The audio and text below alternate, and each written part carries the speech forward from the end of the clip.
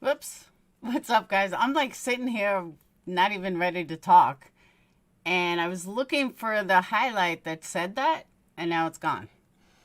Of course, it's not on my homepage anymore like it was, so I apologize. I was trying to pull up who said it, but when I was setting up this live, someone had that title that said new suspect. So I'm like, new suspect? I was like, I haven't heard that yet. So let me say hi to everyone. What's up? What's up? What's up? Welcome to my channel. If you're new to my channel, make sure you hit that subscribe button. If you're a returning subscriber, welcome back. And you'll be waiting a long time. There's a lot of people ahead of you. What's up, Phil? So if you don't know who I am, my name is Laura, aka Perplexed. If you want to support me, since I'm accused of all these things, well, we're going to start doing it. We're going to start doing the way other people do it. And if they're going to talk, let's give them something to fucking talk about. We're going to give them something to talk about. So if you want to support me, you can do it one of many ways. You can super chat always. We're going to do super sticker trains. There's my daughter. Hold on one second. What? What's up?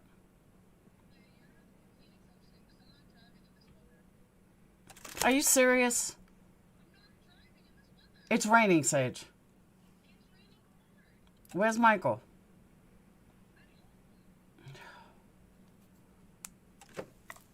All right, anyway. So yeah, we're going to do things the way everyone else does them because I see people talking about super chats every 30 seconds and they got 2,000 people in their live. So guess what? We're going to start doing what the big boys do. And if you don't like it, you can always unsub. And that's that. So things have changed after this afternoon. Let me say hi to everyone, though. What's up, everyone? What's up, Patreons, members? Choo-choo. Patreons, members. But, oh, I forgot what I was saying. I lost my train of thought with my daughter.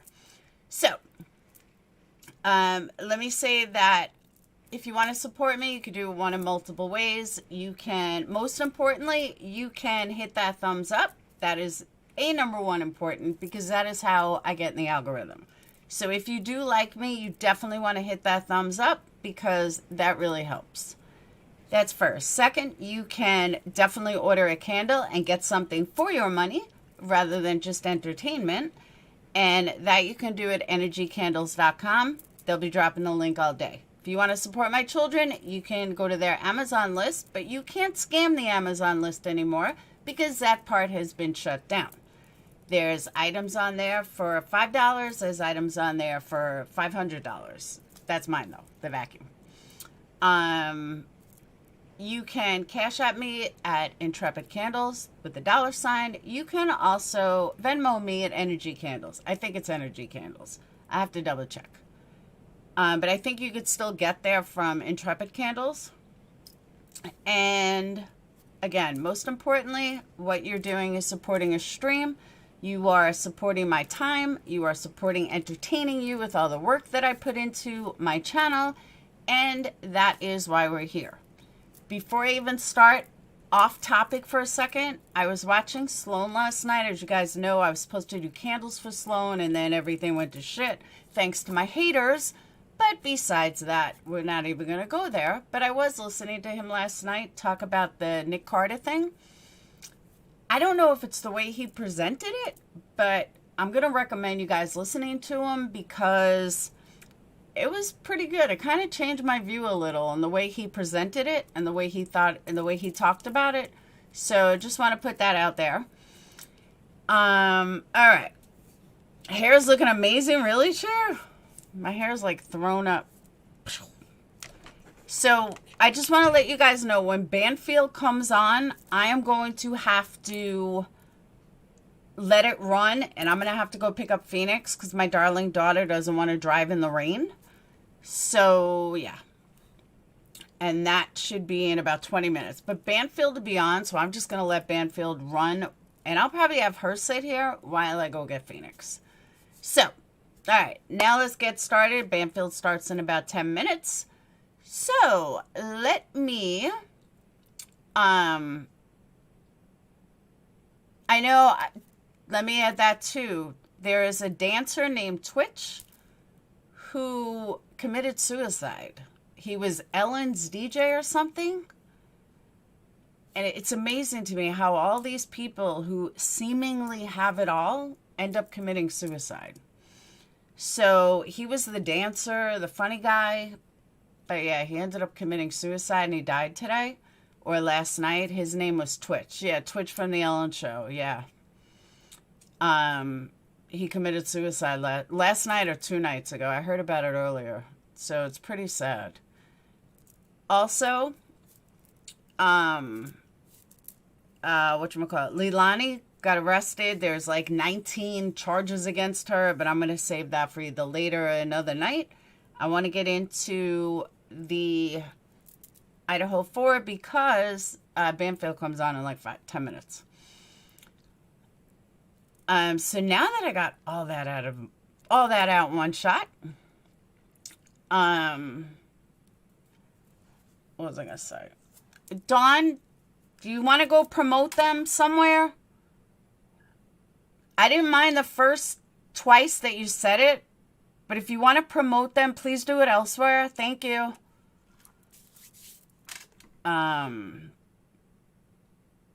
Yeah, he committed suicide, Amanda. Sad but true. You know what, Dawn? I'm not even dealing with you.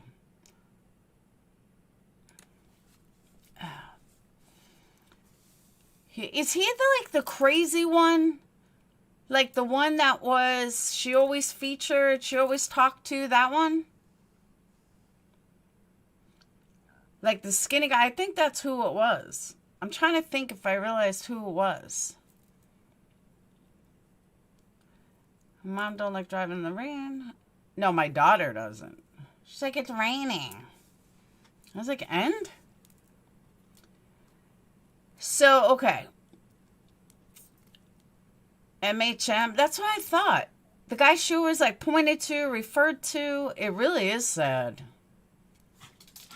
So before we get started, I want to start with this gas station white car. All right. Have you guys seen the photo of this gas station white car? It's, all right, so this is what they're going with. There was a white car driving fast at 3:45 in the morning or 3:15 in the morning in a college town that has over 11,000 people went to the gas station. Really? Because the guy found this footage from that night. Okay. You have a college town that's not only college, but has other things. You have fraternities and sororities all over the place. You have a gas station. A car drives by really fast at a gas station at 3:15 in the morning. Maybe because I'm from a big city, I don't see the big deal in this. Everybody is sensationalizing this like it's some major bombshell, including the police. It's a white car in a college town. Hello? And kids speed all day, every day. People speed all day, every day, especially when they know, or maybe, just maybe, their friends got a call, maybe they're friends with the people who got a call, and all of a sudden they said, hey, yo, X, Y, and Z just got 3 fucking tickets from the police. You guys might want to get back here and quick. Or because they're going to be on the road and they're in undercover. Or they were quite opposite, where they said, hey, you know what? X, Y, and Z just got a ticket. Get the fuck back here before the cops find you. Okay. And they drive by real fast. I feel like I'm the only person out here that's thinking that way instead of, oh my God, this is a big bombshell. I'm sorry, a car driving on a college campus or near a college campus after 3 kids just got fucking tickets, $500 a piece, all belong to this fraternity, and everyone's heading back to the fraternity. Gee, is there reason for alarm? No. I mean, as the owner of the gas station, yeah, I would have turned it in too. Come to find out that they only went to the businesses 12 days later. 12 days later. Why'd you wait so long, officer? Oh, maybe because you're too busy giving tickets for $500 a piece to 3 kids, 3 fraternity brothers. That's more important than going around to businesses before 9 days. It was either 9 days or 12 days. I don't remember which one. 9 days or 12 days. Why? Okay. Bye, Mindy. Have a good day, Mindy. I'm sure there's a chat that will take you gladly.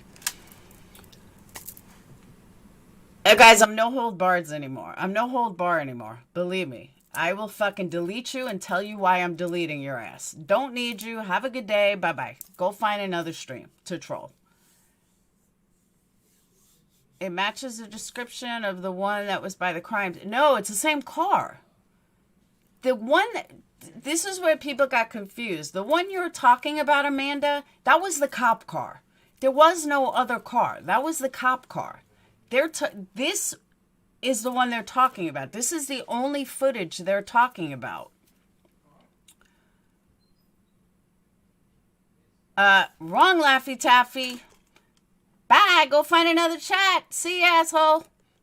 Take care. Bye-bye. Don't let the door hit you in the ass on the way out. Sorry you waited 10 minutes to come in, and now you gotta go. Peace.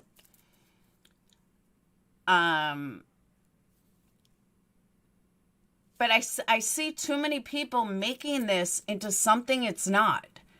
Or I don't believe it is. And I say that based on what I just said. It's a college town. There are tons of cars driving back and forth. We just watched 3 kids get tickets. 3 kids get tickets. $500 a piece. I would absolutely guarantee. Bye, Dawn. Have a good day. I would absolutely guarantee you that this means nothing. Why do I say that? I don't know. I just do. Call it a gut feeling. I haven't been wrong yet. But call it a gut feeling. This car is not going to mean anything. And why these people waited, when I say these people, why the cops waited all this time, 9 days, 9 fucking days they waited to come in here. I mean, to go to local businesses and try to find something on it, on cameras. And the only reason they started going is because of this video. The murderer was not speeding down the road at 3:15 when the body cam puts cops outside until 3:10. Thank you. No, she's in a I'm the only one, right? Kind of mood like always. Amanda, you being held here by gun? Is someone, like, literally holding you by gunfire here? Bye-bye. It's time for you to go, Amanda. Sorry, Ann. Time for you to go, Amanda. Have a good day. Go find another stream. As a matter of fact, I'm going to make this even more annoying for trolls. Hold on one second while I make this more annoying.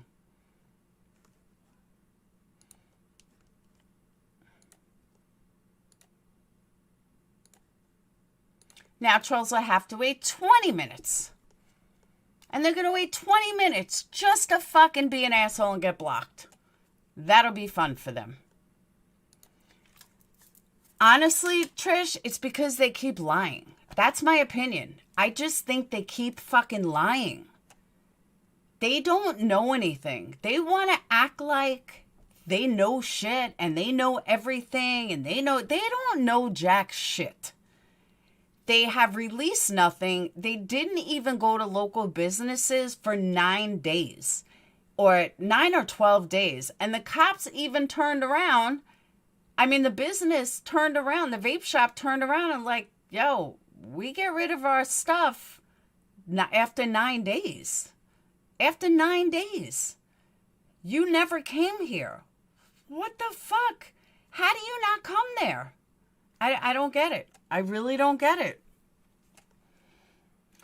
Trish, I don't know if they're over their heads or they're just not the brightest people in the world.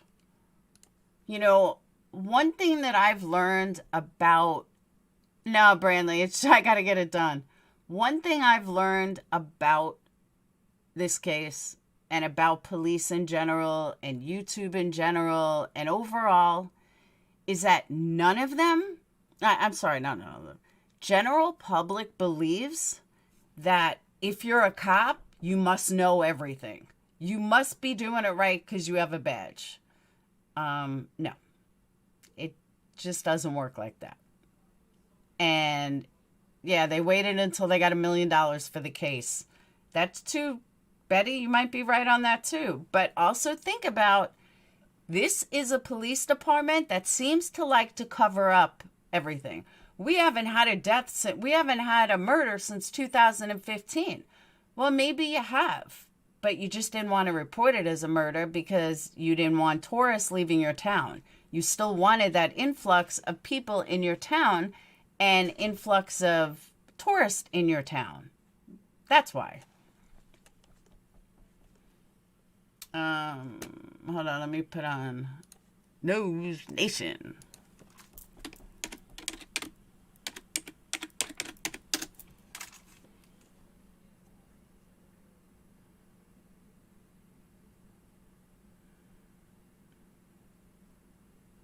All right, Dane Abrams is still on. So you gotta wait a minute. Taking measurements of the burnout rubber marks left on the asphalt is what killer is gonna burn it. Exactly. By fleeing a crime scene. Yeah, but some people are confused about the cars. They don't have a white car at that... No, that's where you're wrong, Toy. I'm going to explain it now. They don't have a white car at the house. What they have is the gas station, which is now closed. But the gas station had told them, hey, we have, we were driving by and we had this candle. We found this car that was speeding at 3:15 in the morning. So that's what the cops put out. Like, who was this car? There was nothing in front of the house. Literally, the one in front of the house was the cop. Day 31 and yet another revelation. Yet another video. And will this new angle, bring us any closer to that white Hyundai that sped through town the night of the murders? Plus, time is no friend to police who are on the hunt for a killer, except when it comes to lab results. Soon, if not already, police could be armed with the data that leads them to a breakthrough. Also ahead, the scene of the crime like you have never seen it before. An immersive tour inside the home where the young victims shared the last moments of their lives and the home their killer invaded. It is a whole new perspective on that rampage. But does it tell us that the killer knew this layout before arriving? And then the opposite of crowd solving. Crime buffs and crime sleuths can be a blessing in high-profile cases, but some are sick and twisted, fabricating clues and trafficking in lies, all for their own amusement. Tonight, we are dragging them out of the shadows. Meet the man who launched the expose. And later, If we knew how the killer got in, we could learn a whole lot more about him. How much he knew about the house, how much he knew about those who lived there. So why has one entrance seemingly flown under the radar? Our Brian Enton is live on location. He is going to take you to the spot, answer your other questions. It is all straight ahead on this special hour of Banfield.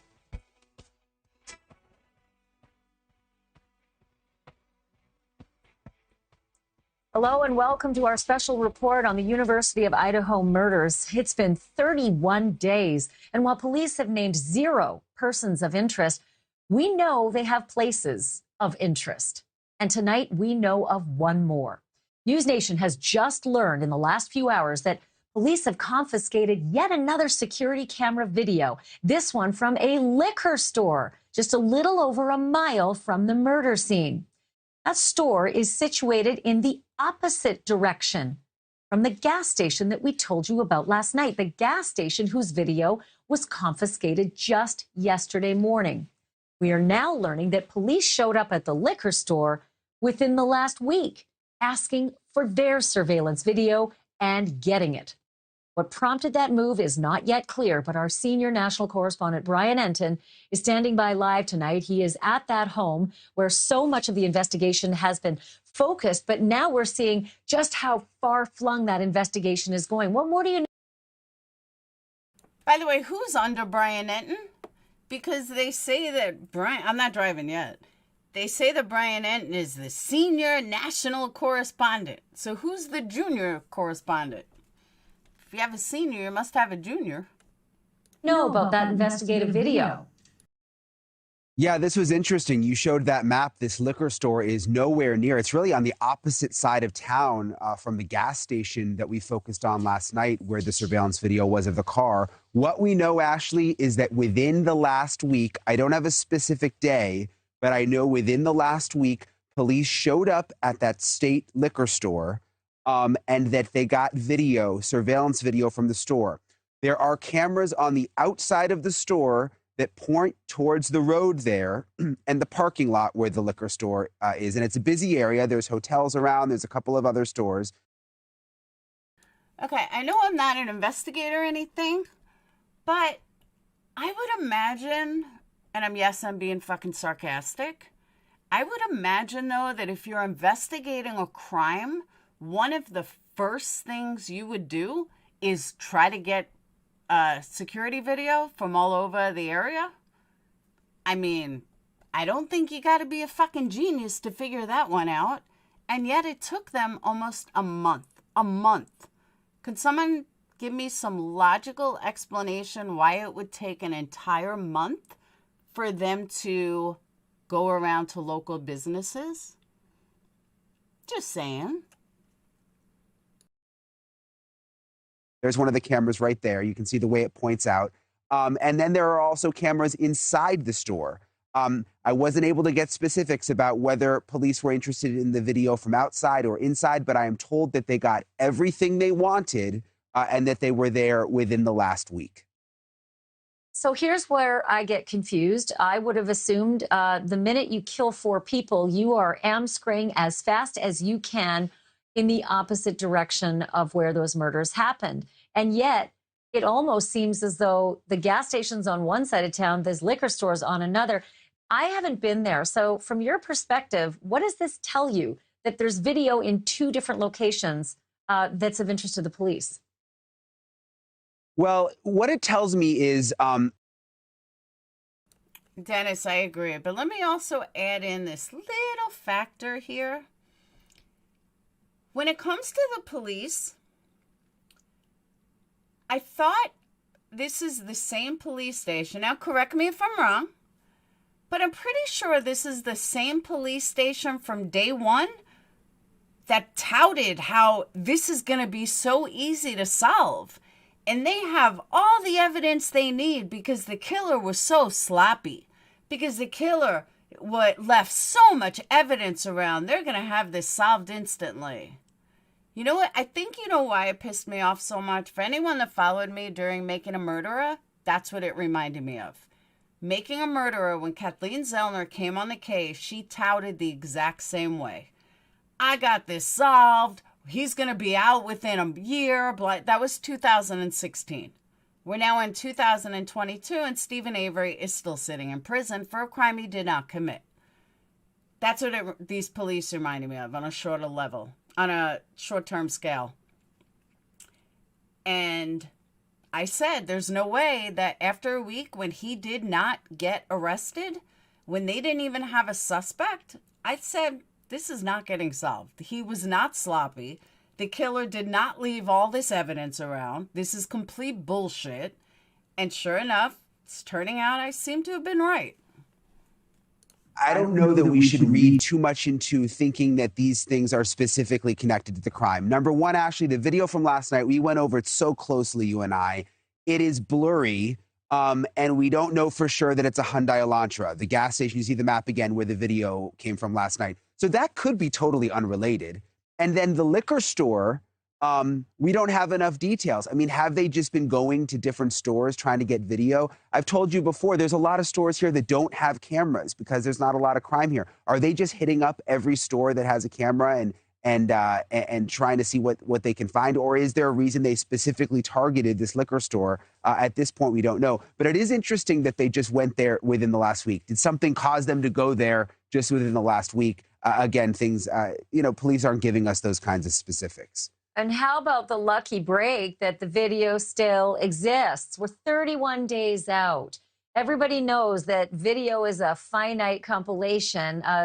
Storage space is limited. And, you went to a place last night, a vape store that was just down the road from that gas station, and they said we would have happily handed over our security video, but it was past 7 days when they arrived. We didn't have any. It had all been taped over or it was gone from the buffer. Those are frustrating questions I think the public has a right to ask, because we have been told all along that there is this, almost 100-person force that's descended onto this case, Brian. So it's distressing to think that police there have tied their own record for non-communication. No public statements, written or otherwise, not even to say that they won't be sharing information. In private, however, some potentially groundbreaking information could be coming their way any moment now if it hasn't arrived on their desks already. We know that DNA testing has been expedited in this case. Here's what the county coroner, Cathy Mabbutt, said about that on this program last month. Usually takes a long time, but when there's an exigent circumstance like this, it's often expedited. Do you expect that these results will come back quickly? Again, there is a killer on the loose, so to know that DNA result would be critical. Right, and I don't know the time frame, but yes, it's all being expedited. There's lots of Idaho State Police Forensic Lab and the FBI, and so they have all been transported in there. They're working on those things. I don't know the time frame for that. So we have since learned that DNA results have begun to come back, but the toxicology reports on the victims were expected to take anywhere from 3 to 8 weeks. But if you count, we're midway through week 5. Coroner Mabbutt is quoted as saying, those tests don't hold much relevance in stabbing deaths, but there are some experts who definitely disagree. I want to bring one of those experts in, a friend of the program, Joseph Scott Morgan. He is a forensic analyst, a certified death investigator, and he says there are some important forensic clues that could. Okay. Correct me if I'm wrong. This is just a guess, but I'm kind of guessing that the reason why the toxicology doesn't matter is because all 4 of them are the ones that were killed. It doesn't matter what was in their system. Hey, Steve, they could be drugged, they could be drunk. It doesn't matter. It's not the reason they got stabbed. Well, as far as we know. So I kind of agree with the coroner on that. It really doesn't matter.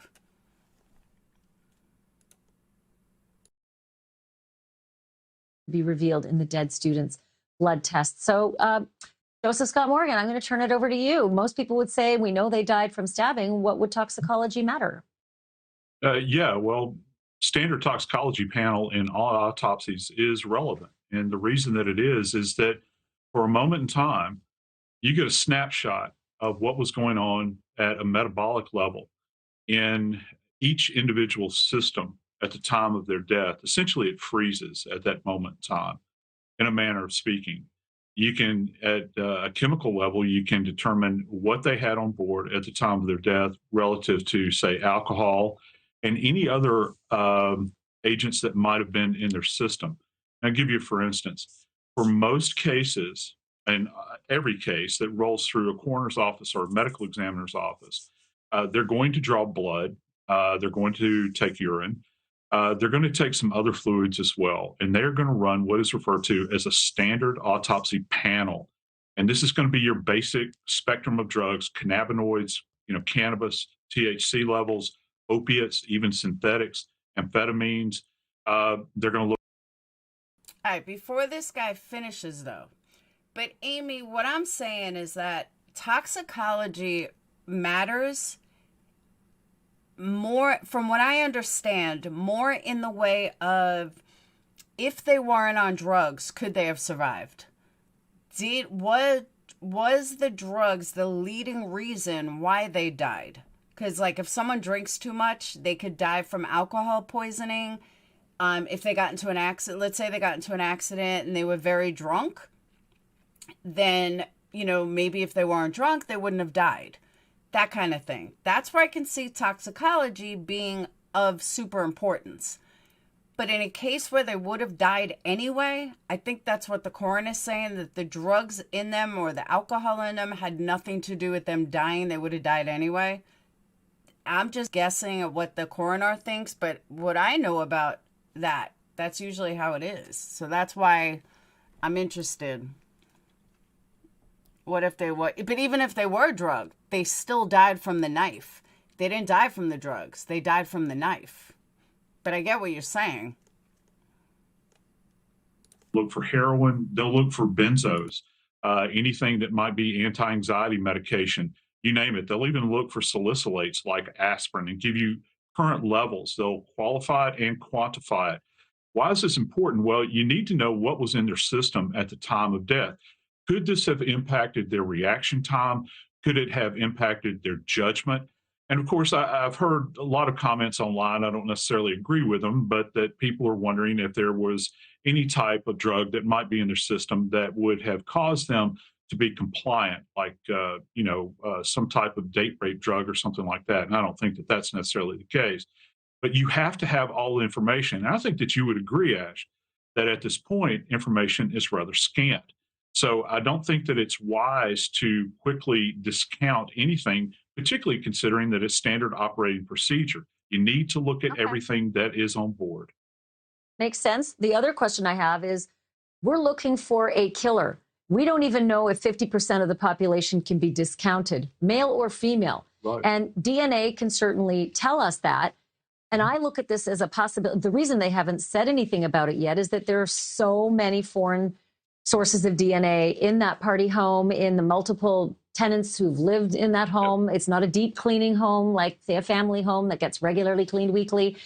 Is this the reason that you think that police have not yet said to us, we are definitely on the lookout for a male/female? Yeah, it's a combination of both of those things. I think that you have a high occupancy. You also have peripheral individuals that are coming in. You and I have been talking about this for almost a month, Ash, that you're going to have touch DNA that's lying about. I've used the term unspooling, where you're going to have to separate all of this. Look, when you mentioned just a second ago that DNA results are coming in, I don't doubt that they are. But the idea here is that you have to actually include or exclude people that indwell that residence. And that's going to include living samples, those individuals that are still with us that may or may not have frequented that location. Also, the individuals that were in the basement, did they take DNA samples for them, buccal mucosal swabs, scraping the inside of the cheek, to rule those individuals out as well. And then at the end of the day, you have unknowns that are left that you're going to have to marry up somewhere along the way, or there could be a possibility that you're not going to be able to match them with anybody. It might be a foreign DNA. And so it's at that point that, and a lot of people are asking this question, they want to know if forensic genealogy is going to play into this. I don't know if it will, but I think that those resources are available. And if they have unknown DNA, plug it in. Yep, and anybody who ever, somewhere in that family tree, far flung from the family tree, Yes. decided to go to 23andMe for Christmas a few years ago, Yep. well, guess what? That could lead us right to a killer. It's happened before. We've seen it. Joseph Scott Morgan, thank you. Appreciate it. Can't wait to have you back. Yes, ma'am. Any investigator will tell you that while lab work is indispensable, legwork is just as important. And it happens to be the specialty not just of the police, but also of journalists, especially local journalists. Kevin Fixler is an investigative reporter for the Idaho Statesman newspaper. His legwork helped produce a jaw-dropping report.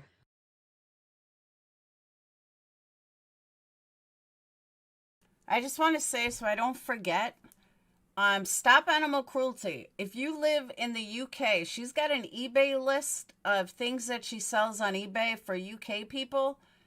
I keep forgetting to drop it, so Stop Animal, you can drop it yourself. It's really only for UK people, unless, you live in the US and you want to pay for shipping from eBay from the UK. But I just want to put that out there. Stop Animal, feel free to drop the link. I just kept forgetting.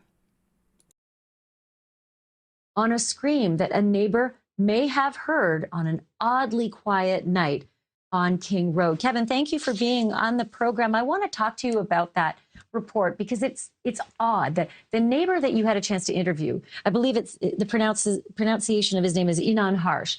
He told you that he heard a scream, thought it was 4 o'clock in the morning, he was drifting off, and that he discounted it because there's all sorts of party noises and, noises like that. But then strangely, when that report hit the press in your story, he went and deleted that. He deleted only the part about the scream. Can you make sense of what's happening here with that story? Sure. I did meet that gentleman while I was out there in Moscow about a week ago, and just happened to run into him. His door was actually one I visited twice, and happened to catch up with him as he was on his way out for some errands. And he mentioned over the course of a conversation that he had ultimately heard a scream, or he came to the idea that that was the case. It was something that occurred to him days later. And as far as him deleting a Facebook post and all that, that was not something I was familiar with. Obviously when I was just meeting him for the first time, and I think you've got people on Reddit and a lot of people who are interested in this case, and they happen to notice that. So the curious thing, Kevin, though, honestly, he did it after. Like, first of all, we can tell you definitively that he made the post about the scream about 12 hours after the murders happened. So that was, that was contemporaneous. His reporting on what happened in his neighborhood happened that night. And then you talked to him and he mentioned the scream. It went out in the paper and everybody picked it up. And then suddenly he went back and deleted that. So I don't know if the police went back to him and he felt maybe he should have, recanted those words. But it is curious. He also mentioned to you. Phil, who said that? This guy right here said that?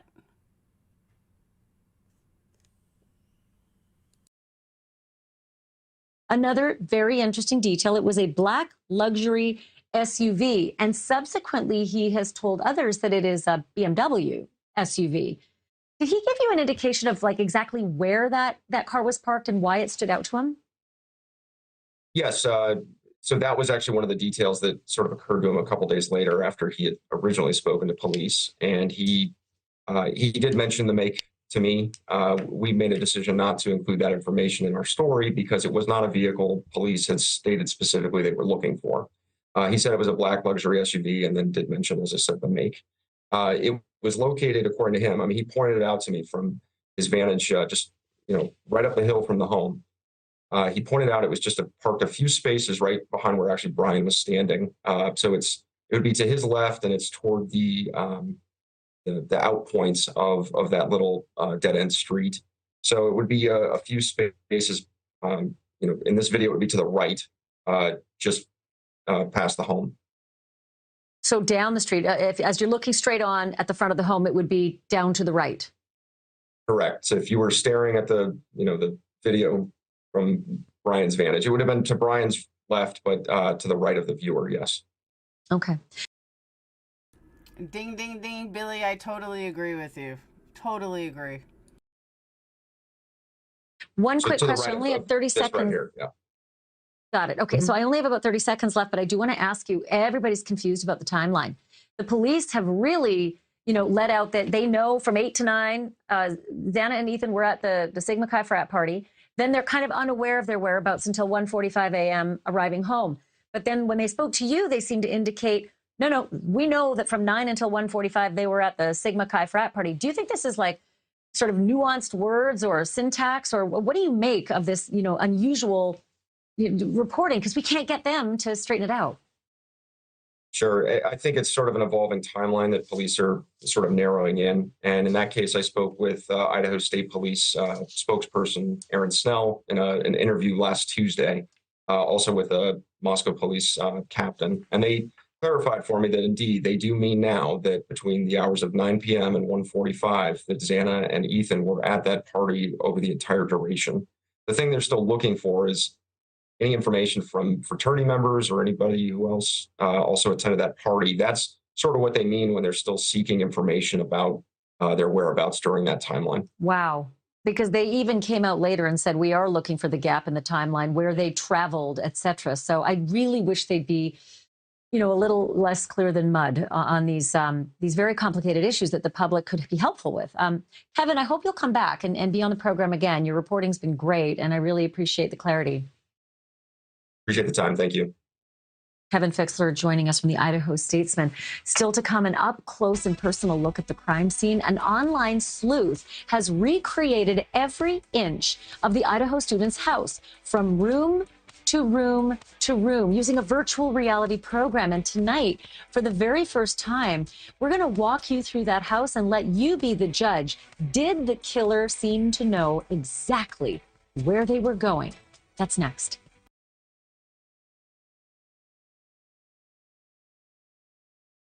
I hope they give Gray Hughes credit for that, or gave him some money for it, because that's Gray, I believe. I'm pretty sure Gray's the one that did this, because he did the same thing with Jodi Arias.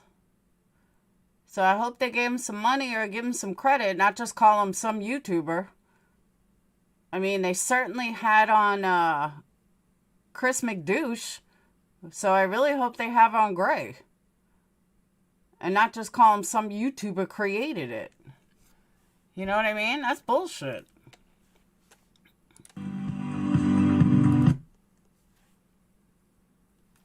Yeah, I'm pretty sure it is Gray.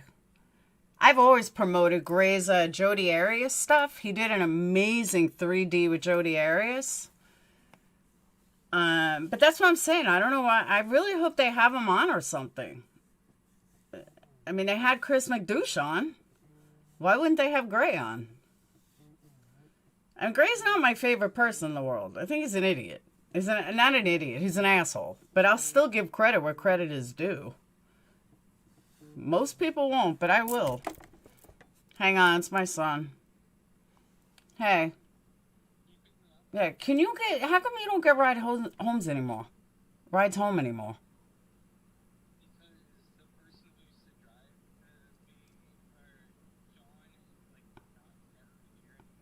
Oh. All right, we're going to have to wait a little. I'll be there shortly. Is it still raining out?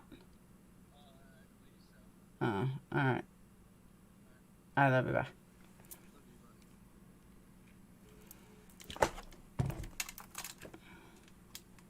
Oh, it's sleeting out. Let me check the weather.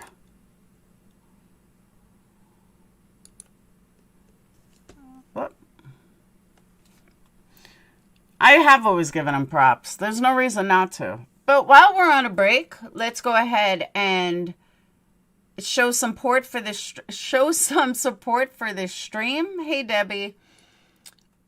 There's 302 people watching and only 96 thumb ups. That is not a way to help me, guys. That is not a way on the stream. We need that likes. We need that thumb up. That's what I'm saying, Brian. If you guys like me, you want to support me, you have to hit that thumbs up. It is so super important. Or I will not grow. All these other channels are growing because people hit that thumbs up. So I'm going to remind you again, hit that thumbs up. There's only 2. We need more. We need a lot more. And feel free to, I want to thank the person who sent me a Venmo.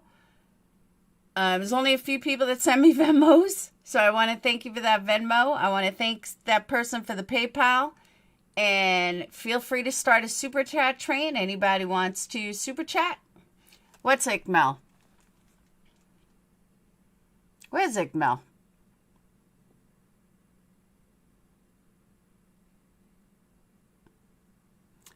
Where I live, we have about 9 inches of snow. Ouch. 9 inches of snow? Hell no. You must live like in Canada or near Canada.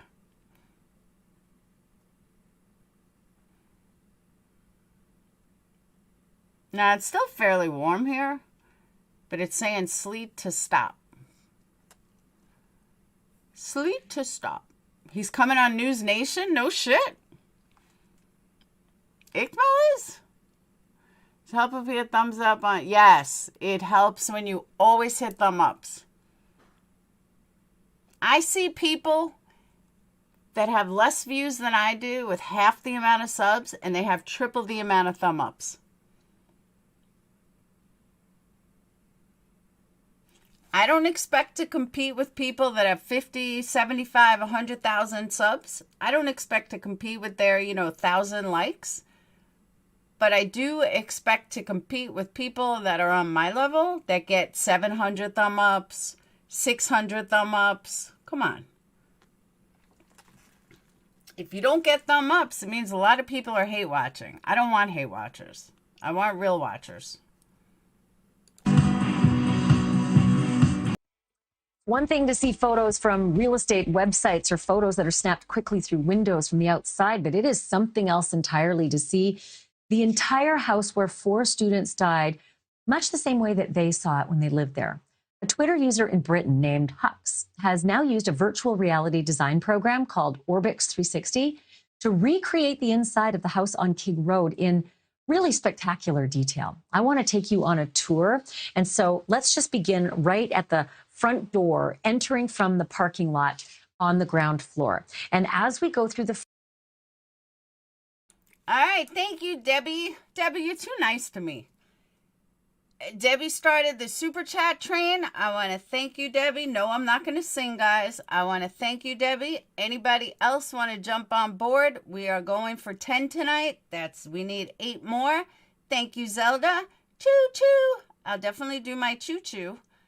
We need 8 more in 5 minutes. I just want to see this, and then I'm going to run and go pick up Phoenix. I'll be back by the time this ends.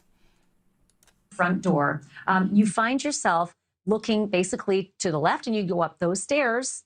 And if you look past those stairs a little bit, way down a hallway, you would actually see a doorway to a bedroom. And if you look all the way to the right, keep going past that laundry room and a bathroom, basically behind where I am standing right now, you will come to the other bedroom directly opposite the first bedroom. So that bedroom over there says 1A. I actually want to take you into the bedroom on the backside here. Let's go to the around the corner and head in there. We don't know if it's Bethany Funk's or Dylan Mortensen's room down here, but what I can tell you is that window looks out onto the parking lot, and you can see down the hallway to the other roommate's room. It looks a little shallow here, but it's actually deeper. And as you come around, you can see the perspective change somewhat, but it looks like there's some built-ins. Also, I should just let you know that that ceiling directly above the ceiling is likely Ethan and Xana's room. Xana's room where Ethan and Xana were likely found dead. So they share that ceiling and that floor. But that's what you basically see in these rooms. So important to see this because... Thank you, Krista. Choo-choo. Everybody get on board. We need 7 more. 7 more. But we need 6 more. Thank you, Grace. But what the good thing is, you guys are not going to get commercials for the next 15 minutes because I am going to go get my son. I'm going to let this run. If something happens, thank you, Sissy. Choo-choo. If something happens and this gets shut down for some strange reason, I will start it right back up when I get back. But I don't think it will. I think it'll be fine. But also I want to let you guys know throughout the stream, and I've said this before, so this part isn't new. If I get super chats or super stickers or PayPals, then I won't give so many commercials, but I got to make money somehow. And YouTube keeps pushing us to do these stupid commercials. So that's why you're getting them like every 15 minutes. So there's that. But if I got super chats coming in and keeps YouTube happy, I'm happy, and then I won't do commercials. But I'm going to just let this run. Let me know. The weather's a little bad, but I'm going to try to be back as fast as possible. I got 30 minutes before Banfield ends. I'll make it. I'm going to be listening in chat, though. So I'll be right back. Because it's possible that these bedrooms had locks. The room you're in right now is the room where a former tenant once said he had a lock. That lock right there, that's a picture of his door in that room. And it's a coded lock. He said every one of the rooms had that coded lock. And so that's fascinating. We don't know if they still had them. We don't know if those 2 surviving roommates down in the basement had these locks or whether they were removed. We do know the last time this tenant was there was 3 years ago. So let's go down the hall to the next roommate's bedroom on that basement level. If we zoom down there, it's not a whole lot different than this one. It's a little bit bigger. And you can see that the ceiling, go past the stairs and down the hall to the bedroom. You can see that the ceiling in that room is actually cut off on the top there by the staircase. You see that angle there? You can also see yet another window looking out into the parking lot. Again, I don't know if this is Dylan's or Bethany's room, but it's at the opposite end of the house. And I can't tell you again if the lock was on that door. But these 2 roommates were left unscathed by this horrendous attack. When they woke up, they left these rooms, and presumably, let's go back out to the staircase. Presumably, they came out. The only way to get upstairs would be to go out the door and turn around and go up those stairs. So let me take you up the stairs. As we head up to the 2nd floor, note that railing, okay, on the left-hand side. The reason I tell you that is because that's the front wall of the house. On the other side of that railing is the parking lot. So let's go up the stairs to the living room. And this is where you get to. You get to the top of the stairs and you do a quick turnaround. And that's what you're looking at if your back is at the wall of the front of the house, right? Like my back is actually looking out a window onto the parking lot. And you can see here the living area where the couch was on the left. You can also see the step down on the left there. There's like a kitchen through there. I'm going to take you there in a minute, but not right now. And then I'm also going to show you that nook. The reason I want you to know that nook is because you've seen that in every social media post. There's like a sign that's neon saying good vibes. It's on that wall. There it is right there. They're in the nook. They do a ton of social media in that nook, and that little piece of art, that pink art, they all take pictures. It looks like it's a drink cart that's in that nook as well. So those are the pictures that'll get you oriented. Now let's come out of the reality pictures, because beyond the girls, you could see that hallway. So down that hallway, oh, well, let me look back first. There's the view from the social media. If the girls were taking pictures, they'd be looking at the full living room there with the couch, the TV, and the window that looks out into the parking lot. And of course, that staircase that goes downstairs. See the distance from the front wall and the banister to the edge of the staircase, about 3-4 feet, right? That's important. I need you to know that this hallway is about 3-4 feet from the front wall of the house. But as you go down this hallway, this is one place where I think this Twitter user may have made a mistake, because it looks like you sort of pass a bathroom on your left and go right into possibly Dylan's room. This is where we expect that Dylan and Ethan were murdered. I don't think that you enter their room there. I think you actually take a right and then take a left and enter their room. And I'll tell you why. Let's go in that room, because the doorway isn't flush with this hallway when you walk down there. If you go in that room, and if you look at the Zillow pictures from that room, the doorway to the room looks to be flush with the front wall of the house. Like the right side of the doorway entrance is on the right side of the house. Let's get inside that room and I'll tell you what I mean. You'll see the window in that room looks out to the front and it looks into the parking lot. It's taken us a little bit of time to get there, but sometimes it's a little herky-jerky and it's not always easy and quick, but if you're patient with us, I can tell you the whole story. But I also want to let you know, as you look in and through that door, that floor is the ceiling of the room below. You know what? That part just isn't working right now, but let me explain it to you. I think that door is slightly over to the right, and I think what you're looking at right now is a closet, the backside of a closet. But no matter what, that room has a back wall way over on the left, And that back wall is actually an outside wall to the house.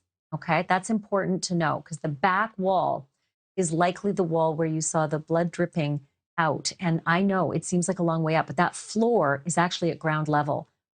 That's the floor right there where that gray siding starts. That's the floor of the back of that room I was just showing you. So if they died at the back of that room and blood pooled on the floor, that is the edge of their floor right there. Okay, now I want to get you back out to the hallway that led to the kitchen.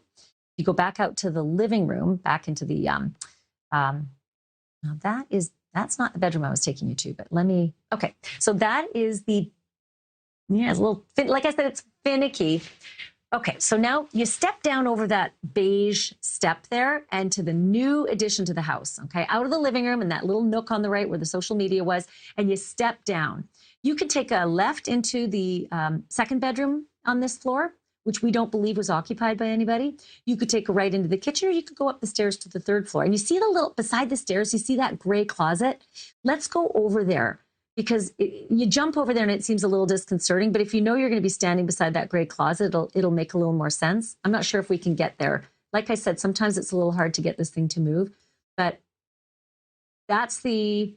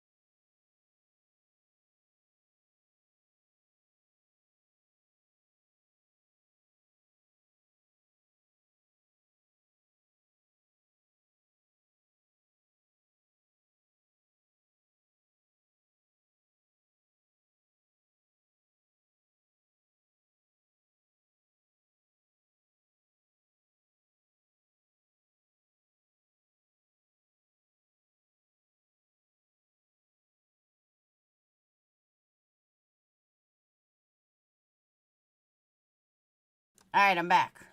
Can you guys hear me?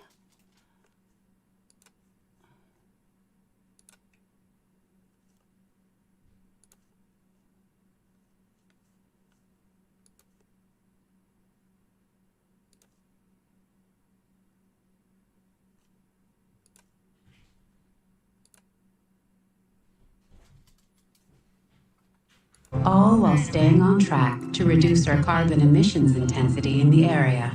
Because it's only human to tackle the challenges of today to help ensure a brighter tomorrow. Being a first-time parent is hard, but then learning that your child has cancer is unbelievably hard. The only problem is, oh, that's where it's coming. Where's that noise coming from? The only problem is we could have missed ICML in the last 10 minutes.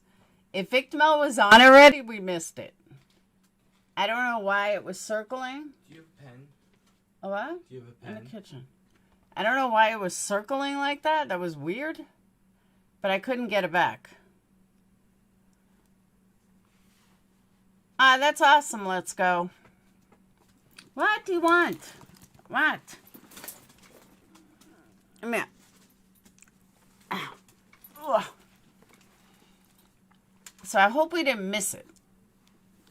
Yeah, ICML was coming up. I just hope we didn't miss it.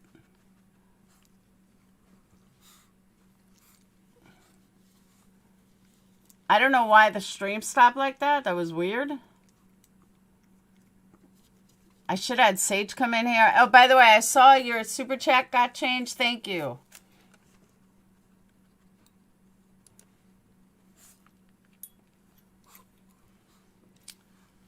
He's coming on? All right, good.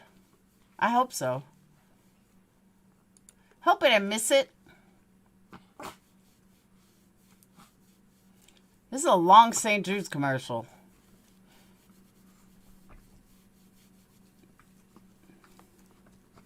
Go, get down then.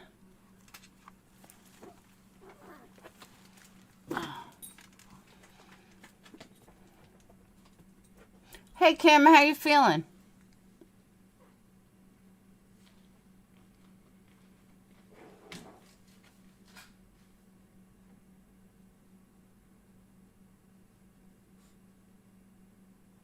I understand. If you pay for cable, why didn't they have commercials?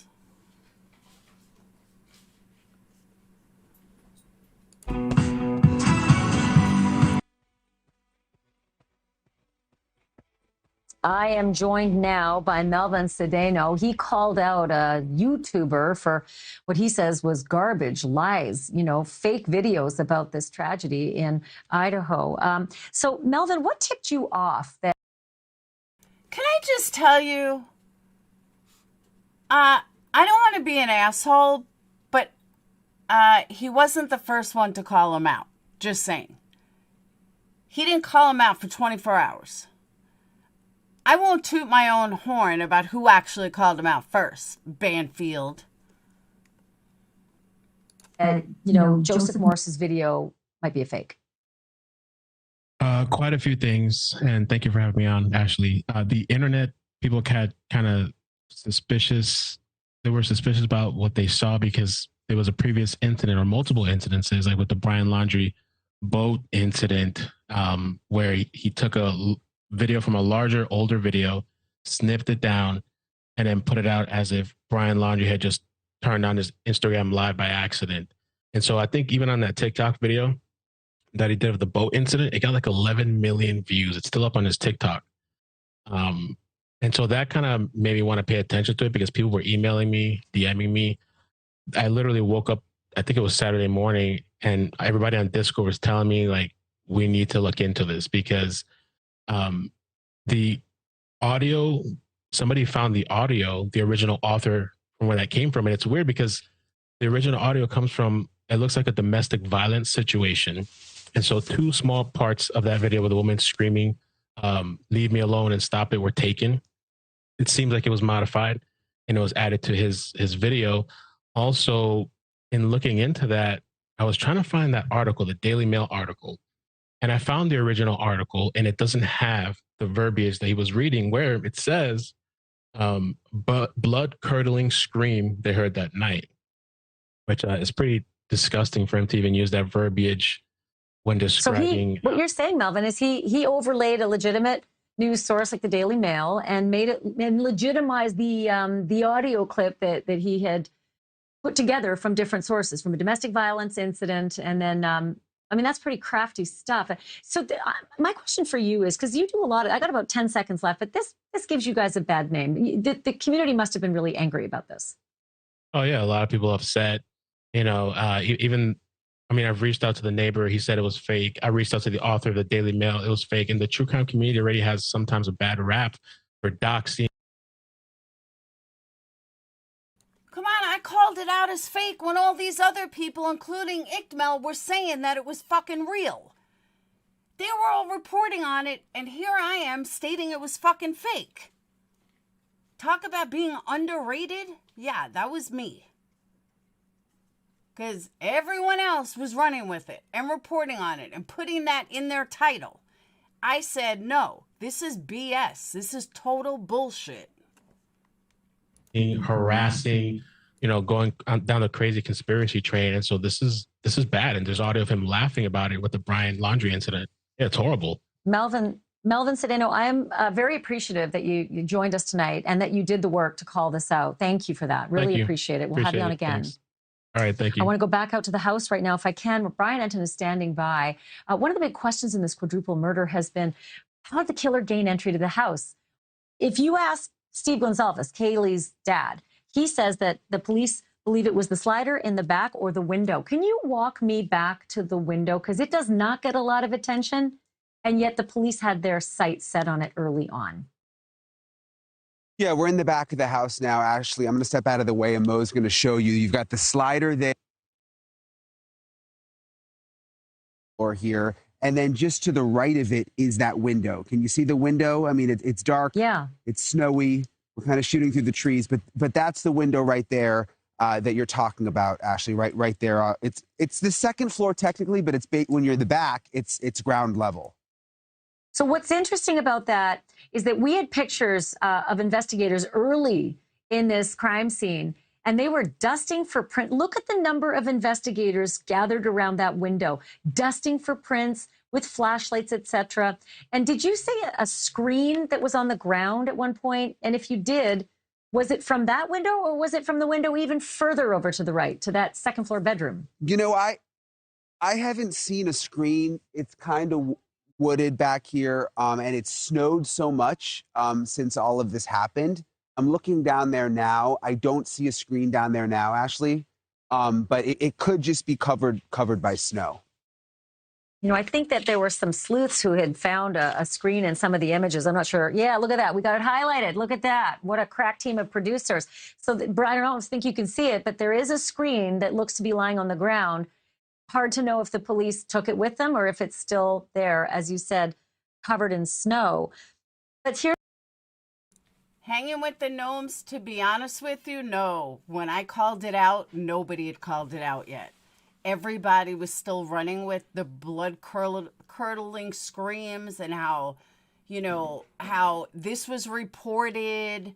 Just like the Africa deal, I actually called it out while all these other people were running with it. And that's proven by titles, unless they change their titles. So you obviously don't watch me much, but I called it out, I don't know, about 3 hours after everybody else started running with it and saying how real it was. Most of them called it out the next day. Just so you know. Here's the idea.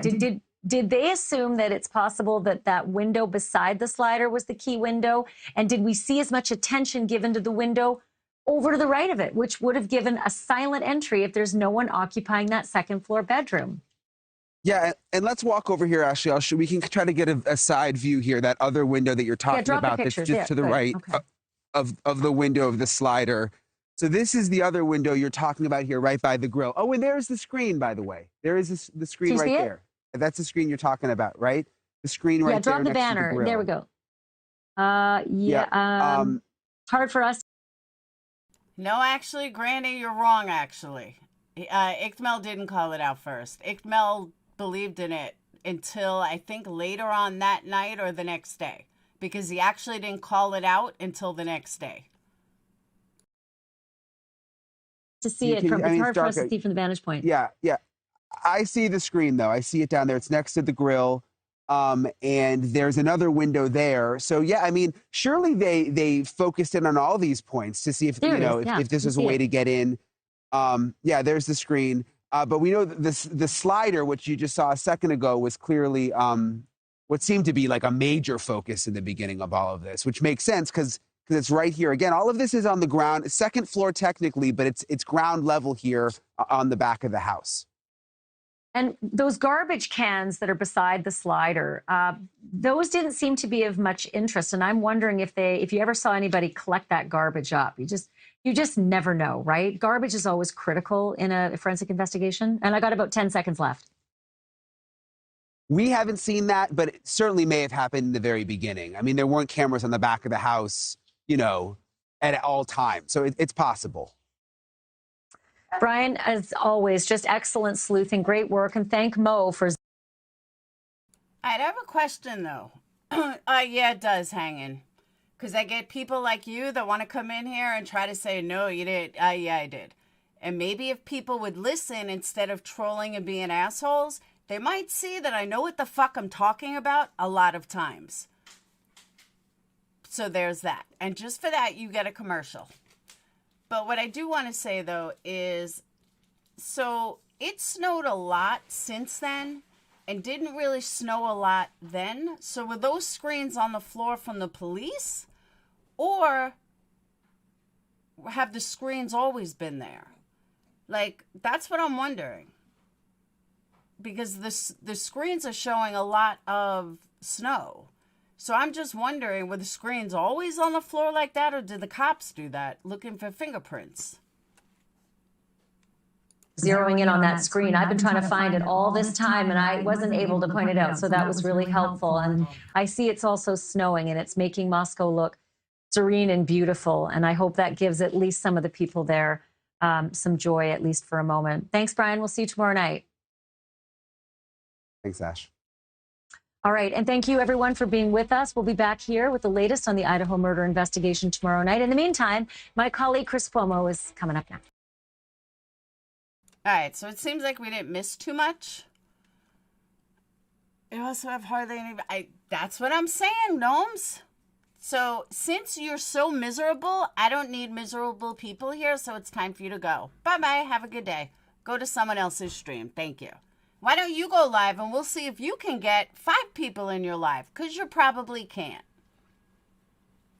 So go ahead and go to your own channel and worry about it, okay? Thank you. Bye-bye. Have a good day. Don't let door hit you in the ass on the way out, and you don't get $200 when you pass go. Thank you. Bye-bye.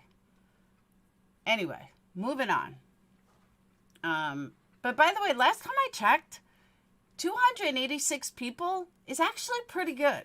I would say that's not nobody. Thank you. Fucking idiot. All right. Getting back to reality.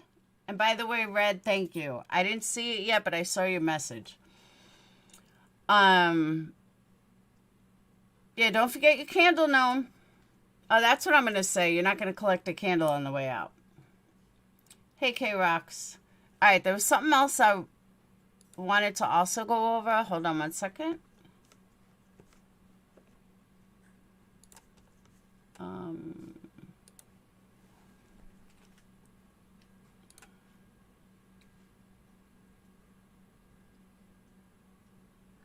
Damn, I wish I had that report. Whoever wrote the, whatchamacallit, the headline about new suspect.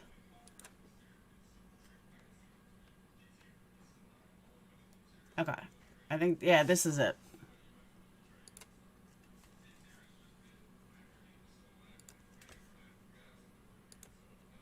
Now we begin with the devastating and mysterious murders of 4 University of Idaho students that have gripped the nation. An elite federal unit has now joined the search for the killer as we learn new and chilling details about the case. Donna Kernodoli, her boyfriend Ethan Chapin, Haley Consalves and Madison Mogan were found stabbed to death early Sunday morning in the house they shared. Police have still not identified a suspect or a person of interest. Up. Ah.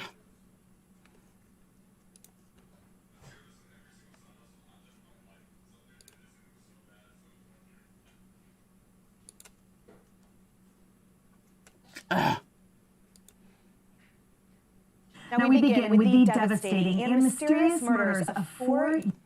Okay, why be so rude to people? Because it's my channel, and if you're gonna come in here and be a fucking dick, then I'm gonna be rude back. Why? Because I can.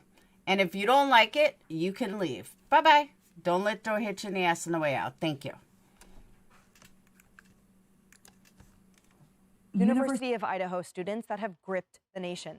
An elite federal unit has now joined the search for the killer as we learn new and chilling details about the case. Donna Kernodoli, her boyfriend Ethan Chapin, Haley Consalves, and Madison Mogan were found stabbed to death early Sunday morning in the house they shared. Police have still not identified a suspect or a person of interest. They say all 4 returned home around 1:45 in the morning on Sunday after a night out with friends. Haley and Madison were actually captured on this video you're looking at here outside a food truck just hours before they were killed. And police say the footage may hold vital clues.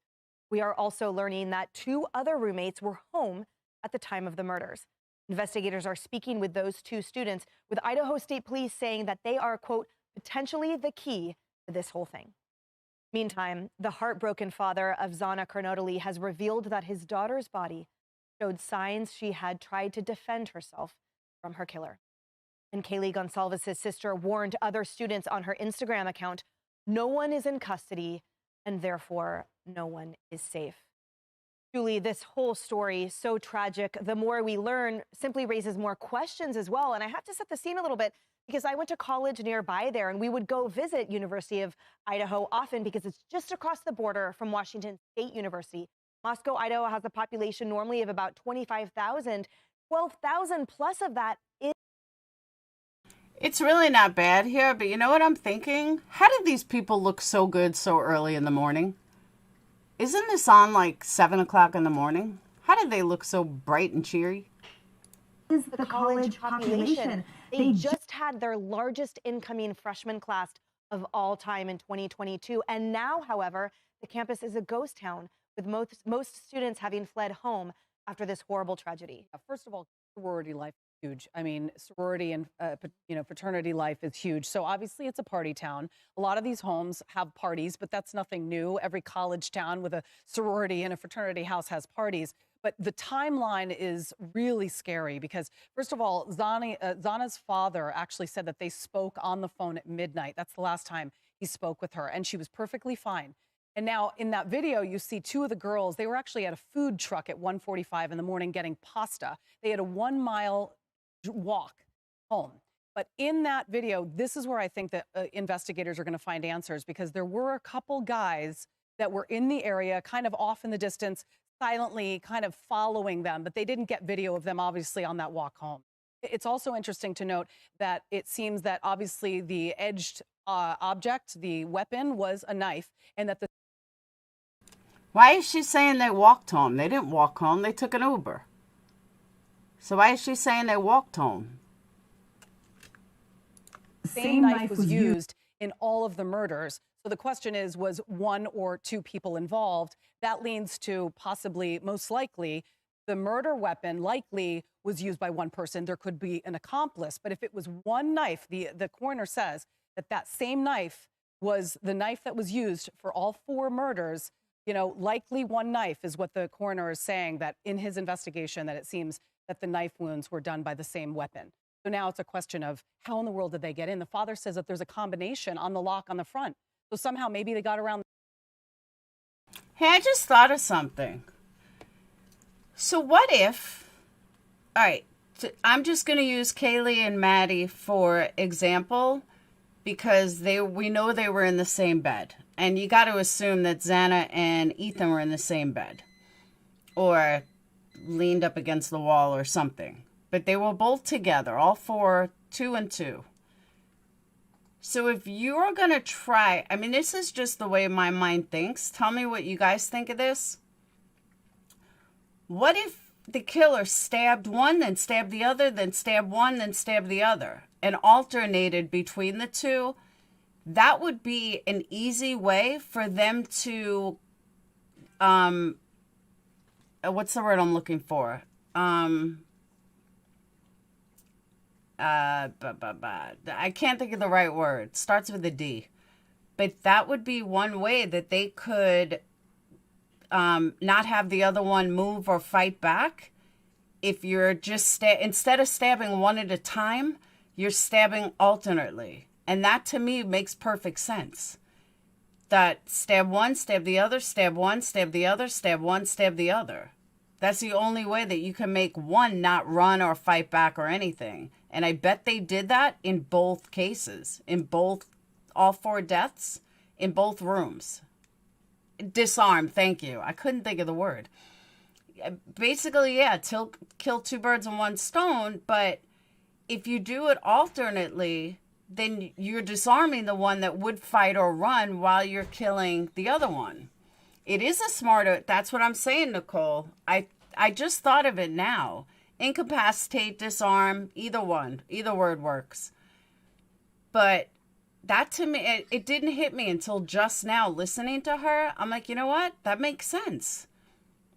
Especially because they were both right next to each other.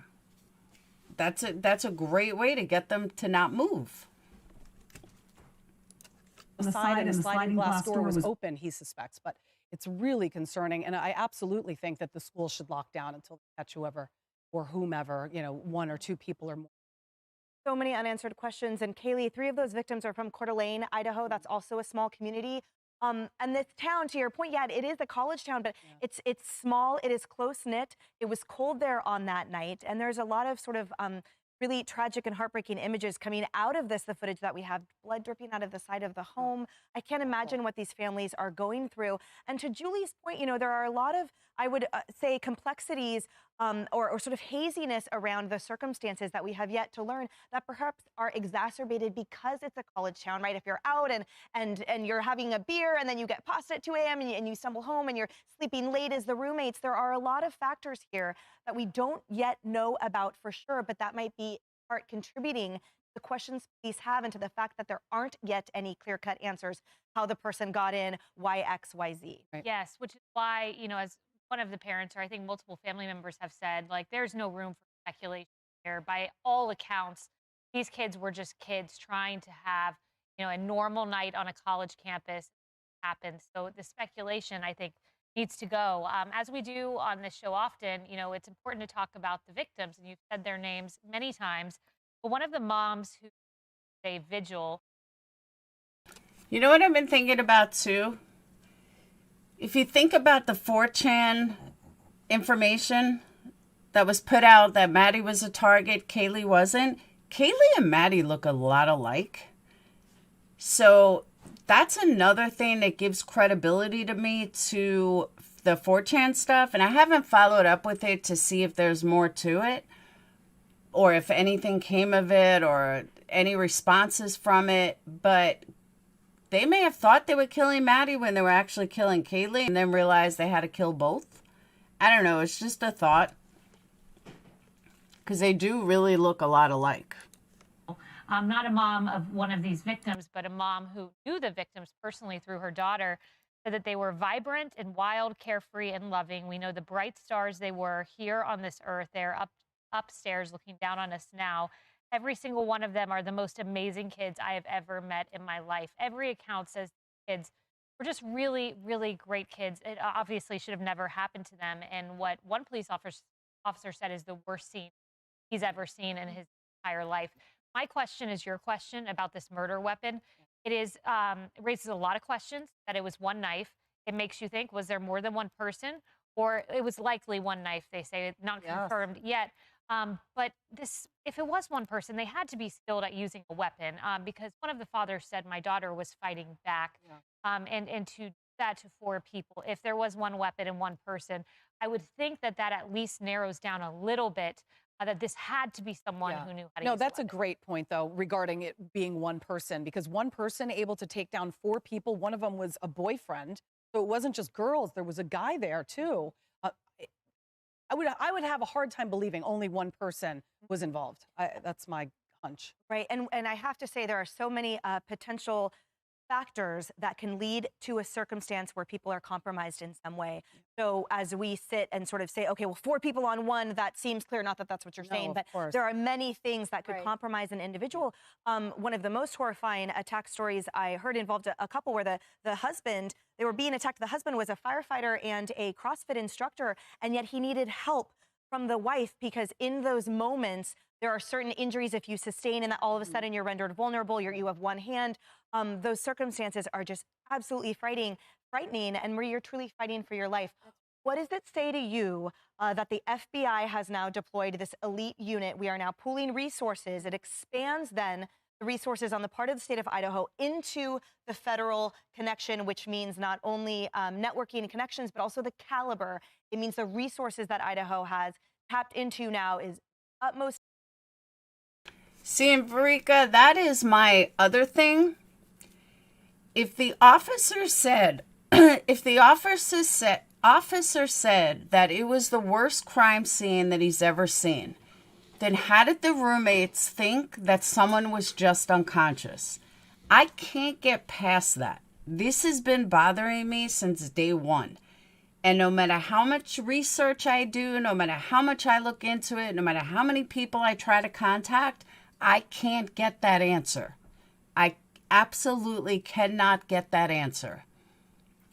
How did the roommate say, or somebody called in and said that it was just that someone was rendered unconscious? Yet the cop said it was the worst crime scene he's ever seen. There two just don't make sense. So who's right? Which one is right? But that is the one piece of this that no matter how much I research, I can't find the answer. No, he didn't say that it came from the roommate. He said it came from the roommate's phone. Delete as well as enumerable. That's right. And I think it shows that they're concerned about an ongoing threat, right? At first, the police came out and said this had been targeted. They didn't think there was a threat to the wider community. And now they're saying that's not. Maybe there is a wider threat. The FBI can certainly help with that, particularly across state lines. No, Misty, that was a rumor. That's not true. That was the rumor that it was probably started by Joseph Morris, that she ran out on the front lawn. None of that is true. I really don't know who started that rumor, but it's not true. That whole passing out thing was rendered a rumor. As we know where this university is located. But this week is just so awful. You know, college kids have a hard time right now. We've seen this tragedy at the University of Virginia, my alma mater, which is just racked by the killing of these 3 football players. College kids have a lot to cope with right now. And like you said, Julie. And I'm not, let me tell you where we found out that was a rumor. The police. The police are the ones that said that never happened. The front door was not open. There was no fainting. There was no roommate on the front lawn. All of that is bullshit. All of that is a rumor started by some internet person, probably Joseph Morris, for clicks and views. And everybody ran with it. Or maybe it started on Facebook. I don't know. But it started somewhere. And everyone ran with it. But the police said it's not true. This was a happy place. This was a party school, you know, very good school, but one where people went to have fun. And just to have this happen to young people, and especially if there is a wider threat still at large, that is so scary for these kids who are still dealing with so much in their lives beyond this. They shouldn't have to deal at 20, have to wonder if there's a threat in their community. Right. Our hearts go out absolutely to that Vandals community of. Dr. Siegel, I want to get your input on this specifically. The forensic pathologist came out and commented. We'll show it. We'll get your thoughts on the other side. The other 2 roommates were there at the time of the attack? All the information that we have from our investigation is that, yes, they were. Okay, but they were unhurt. Correct. When there's this this many stab wounds and there's a lot of blood, blood is very slippery, and sometimes the perpetrator is cut by the slippage of the knife, and some of the blood at the scene can belong to the perpetrator, and DNA would be able to evaluate that. So, Doctor, the relevant part of that video was that second half where he said sometimes the blood essentially could mix and we could ID the perp through the blood. What else can we look forward to learning from that crime scene from a forensics pathology perspective? Number one, no better forensic pathologist than who you just saw, our own Dr. Michael Bott. I agree with that. Michael Biden is the best. Varika, if Dylan turns out to be doing this, I will stand on my head and spit wooden nickels. I absolutely do not believe that Dylan, a girl, did this. I just don't. Not at all. There would be evidence of that. Now, where he could be right, though, is the 4chan stuff. 4chan stuff. The 4chan stuff basically names Dylan as being involved. So that kind of gives me even more thoughts that 4chan post might be right. Because that girl Bridget was close to Dylan. Now, Varika, when did that come out? When did he say all this? And the reason I ask is because did he say all this after the 4chan stuff came out? Or did he say it prior to that? Because that makes a huge, huge difference to me. If he named Dylan after the 4chan stuff comes out, give me a break.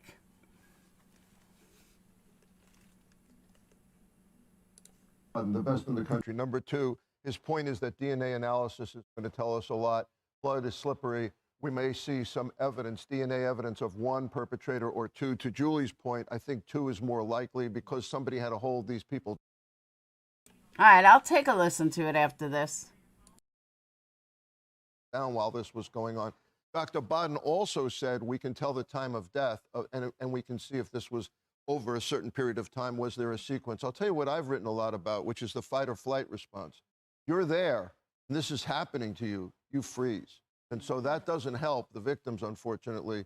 There's the escape mechanism. We kind of wonder why they didn't try to run away, or maybe they did try to run away and one was struggling. But we're going to be able to tell a lot about the weapon, about the time of death. They may be able to identify the perpetrator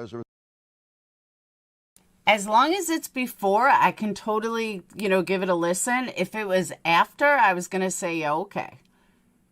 But I don't think a girl did this. Just saying. Result of all of this investigation, those witnesses are key.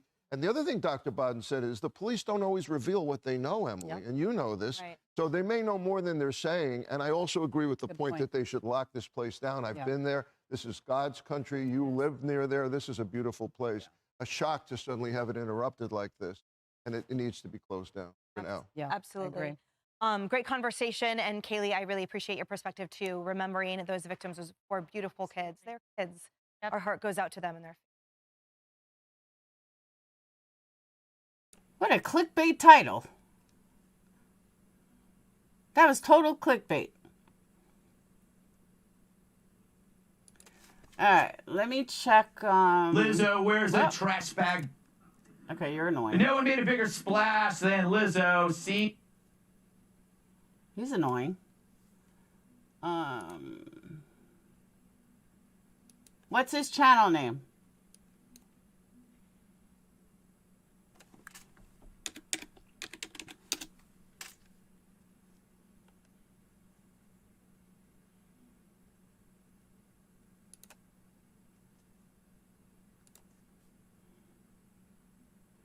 The one from 11 days ago? All right.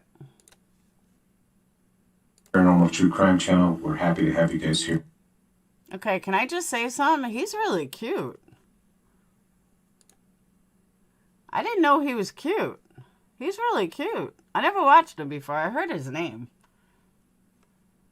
But he's pretty hot.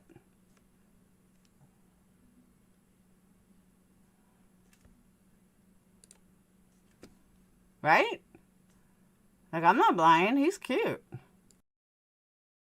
And this is our spirit box findings for Zana, Ethan, Kaylee, and Madison, the Idaho 4. Information has still yet to be found out about who the suspects or the killers are. These are the findings. We can't yet tie these in as we do not know, so you will have to decipher and decide for yourself what is relevant and what is not. We can only put out what the spirits say. This is a warning that some of these videos may be triggering to some people. Viewer discretion is advised. We worked hard to break this session down.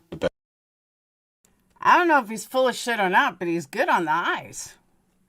I'll watch him. He looks young, though, but that's okay. Still cute. I think Robbie's friends with him or used to be. Best that we could with as limited information as we have. And hopefully, we can either find something that will be relevant to the case or to one of the family members. Some of these things might make sense. As a reminder, when we do spirit box sessions, we strongly advise against doing this, as you never know what spirits are coming through. We do this in hopes that we can find any information leading to either a killer or the suspects or where they might be located if they are missing. This is an ongoing investigation, and we hope that some of the things that are said in the spirit box can be related and tied in and attached to what has happened. We always hope that we can get some kind of answers, not only for the victims, but also for the families. We always appreciate any help we can get. So if you guys happen to capture the investigations team, we're looking for any spirits who know about Kaylee, Madison, Zana, or Ethan. Kaylee, Madison, Zana, or Ethan. Idaho. I just heard something. I'm sorry, what did you say?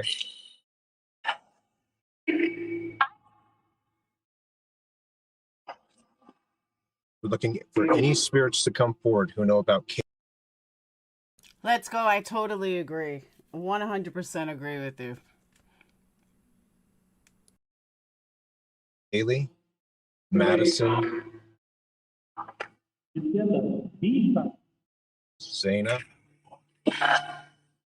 or Ethan, who knows about the Idaho murder. To come forward.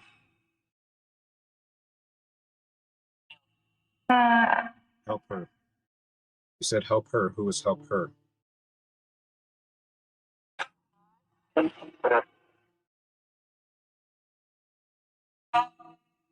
Mom.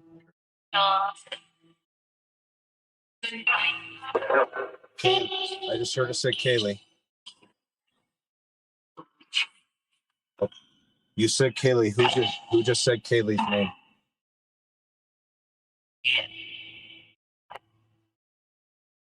I think it just said Ethan too. If you could please confirm that, moderators, if it said Ethan.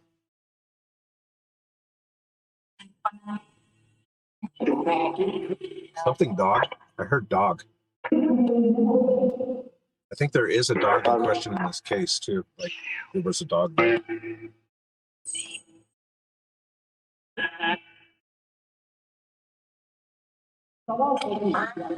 And I heard something say just a second ago, backseat. Can you tell me who said backseat? Yours? Something.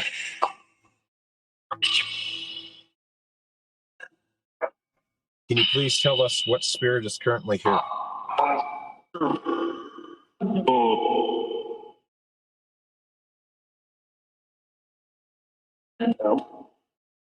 Them.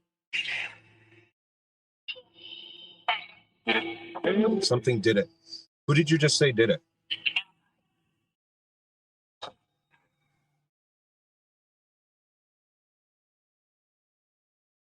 So these alleged spirits keep telling him it's a guy. So where does he get that Dylan did it?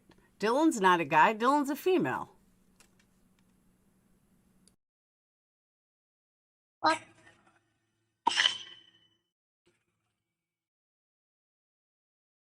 Can you tell us who entered the house at 1122 King Road?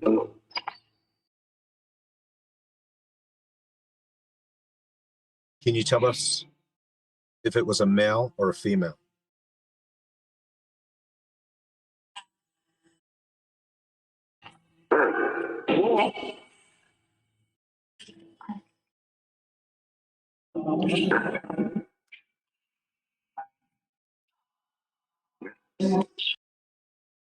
All right, let me just say this. Hey, Mickey. Mickey, you're so fine. You're so fine. You blow my mind here, Mickey. All right, look. This was taped 11 days ago. All right. And I don't want any believers to get mad at me or anything, because I'm not saying it's BS or anything, because I do believe in spirits. I mean, in spirits and ghosts and psychics and all that. I'm not sure what he is, Mickey. But what I will say is, when it comes to these kind of things, when it comes to, like, it's funny to me that all of these answers by these alleged spirits are the exact same, what's the word I'm looking for? The exact same rumors that social media is running with. Jack did it, this one, like, it's all the exact same rumors that people have been running with from day one. So I don't know if they stemmed from him or if they went further than him. The Holy Spirit too, Mickey. I just don't believe it was Jesus. You know what I'm saying, though? Like, that's where I have an issue, because it's the exact same thing that people were saying 11 days ago. So it's kind of like they're running, these quote unquote spirits are listening to social media and all the rumors. That's my issue.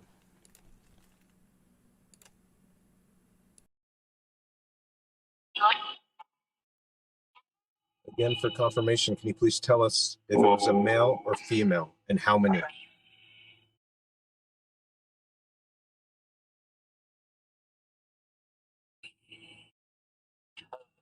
Waiting? Did you say waiting? No, this was 11 days ago. But some of these rumors have been circling from day one, which was 30 days ago.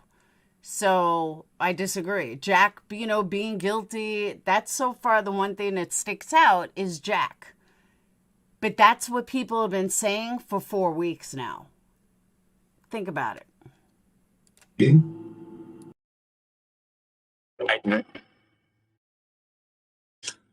Yes, Jeanette. Yes, tell us what.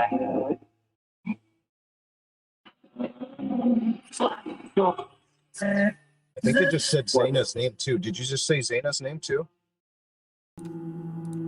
Okay, what I'm saying is, let me repeat this because people are confusing what I'm saying. It doesn't matter if this was recorded 5 days after the murders, okay? Even if it was 5 days after the murders. So we'll put it back, it was 3.5 weeks ago. Everything the spirits are saying is what has come out on social media, or what rumors people are running with on social media. That's what I'm trying to tell you guys. The spirits are saying the same rumors that have been running on social media. That's what I mean. Oh, absolutely, Eel.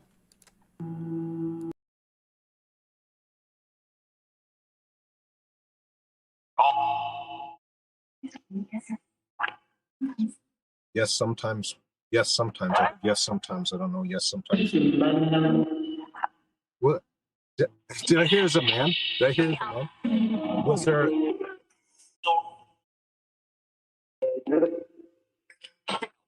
Get out. Or get out.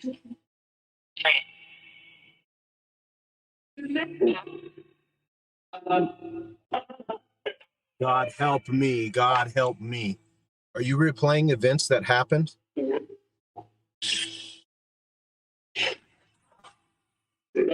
What did you just say?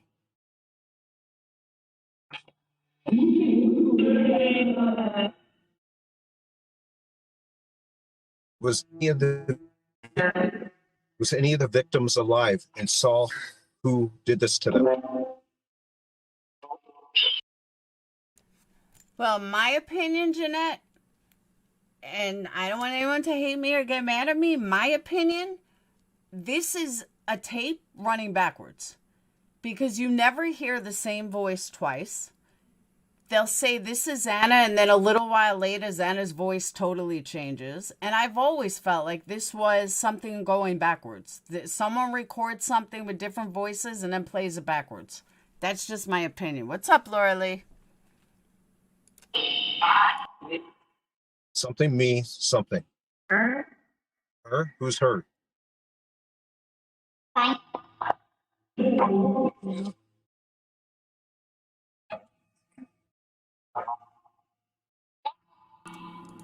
Oh, no, I don't buy into this. I don't buy in spirit boxes.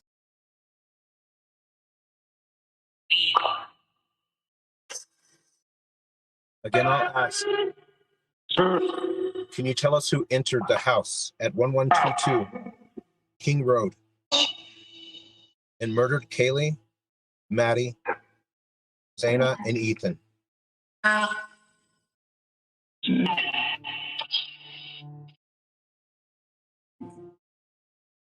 Can you give us a name? Can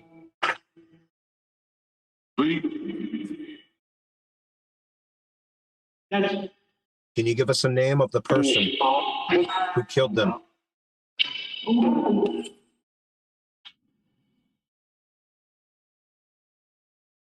And here's my other issue with it. All right? Billy, you don't even need to do that. You could do it right on your cell phone. But here's my other thing, is that in the afterworld, all right, in the spirit life, we are energy. We are balls of energy. I personally believe that I saw the afterlife, and I'll get into that after if anyone's curious. But I really do believe I saw what I needed to see a couple of times. But spirit boxes make it out like people are fighting in the afterlife. And I don't believe that to be true. People aren't sitting there fighting with each other in the afterlife. So you're just a ball of energy. Now, could you be a spirit that never crossed over? You could. And then you're stuck here if there's unfinished business. But there's not a bunch of people in the spirit life fighting with each other. That just doesn't happen. So that's where I don't believe any of the spirit box stuff.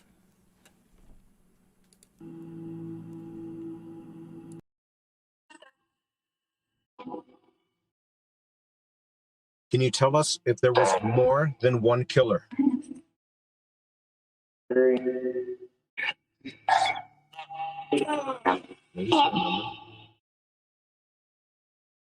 Again, I will ask for confirmation. Can you tell us if there was more than one killer?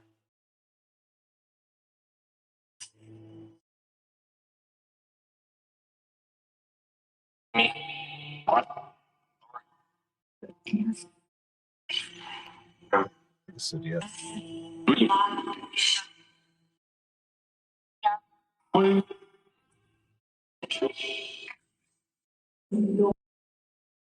Like, if these are really spirits, okay, then the spirit would be able to tell you who did it.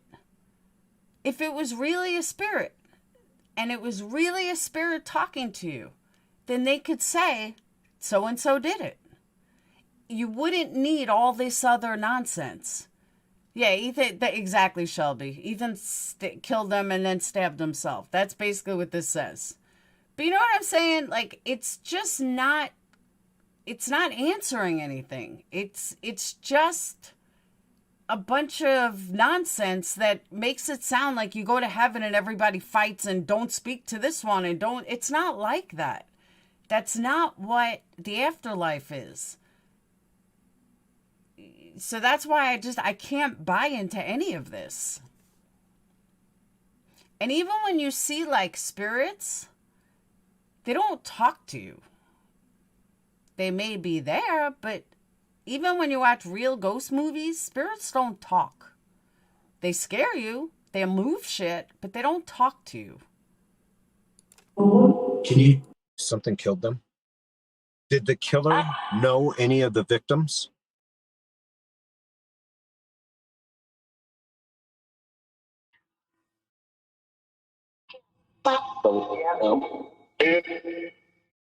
Someone coming through right now. Can you tell us again if the killer knew any of the victims?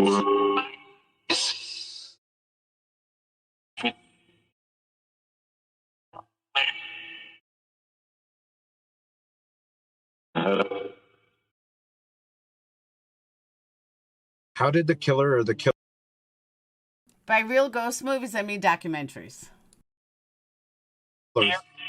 get into the home?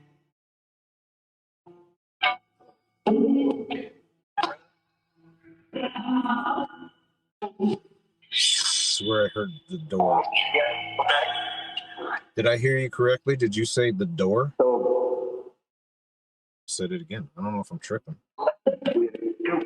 Let them something. All right, I've had enough of this already.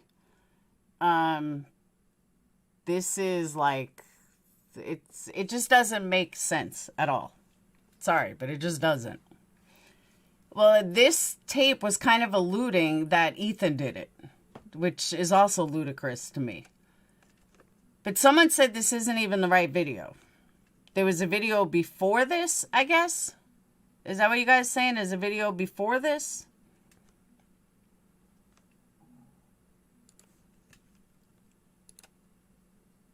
But yeah, I had enough of that.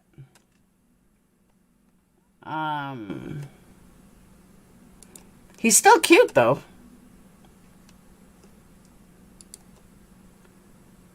Alright. These are all spirit boxes. That's the only one he has from 11 days ago.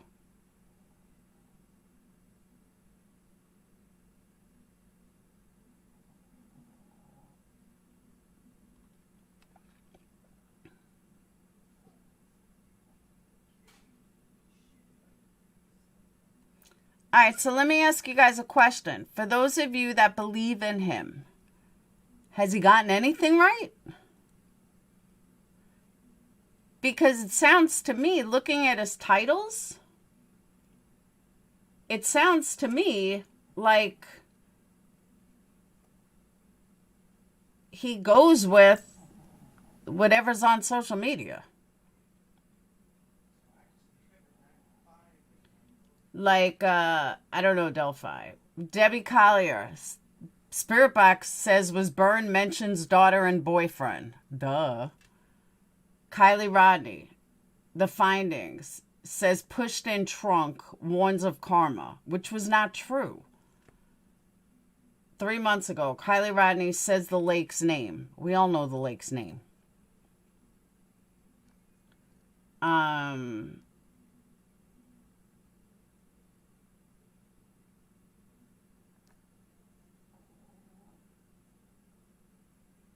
It just seems like these are all based on rumors.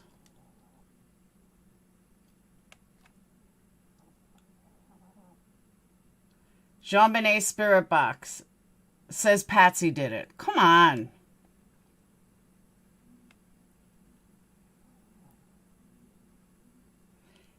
Here's a good example. Teresa Habach, 9 months, says Bobby did it. Hello, I said that 5 years ago. I don't know. I don't buy this. I really don't. You're about to go off about Cat. Oh, please, don't even get me started on that one.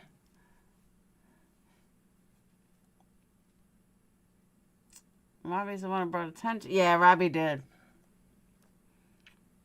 But I'm just saying there's like nothing here. Brian Laundrie.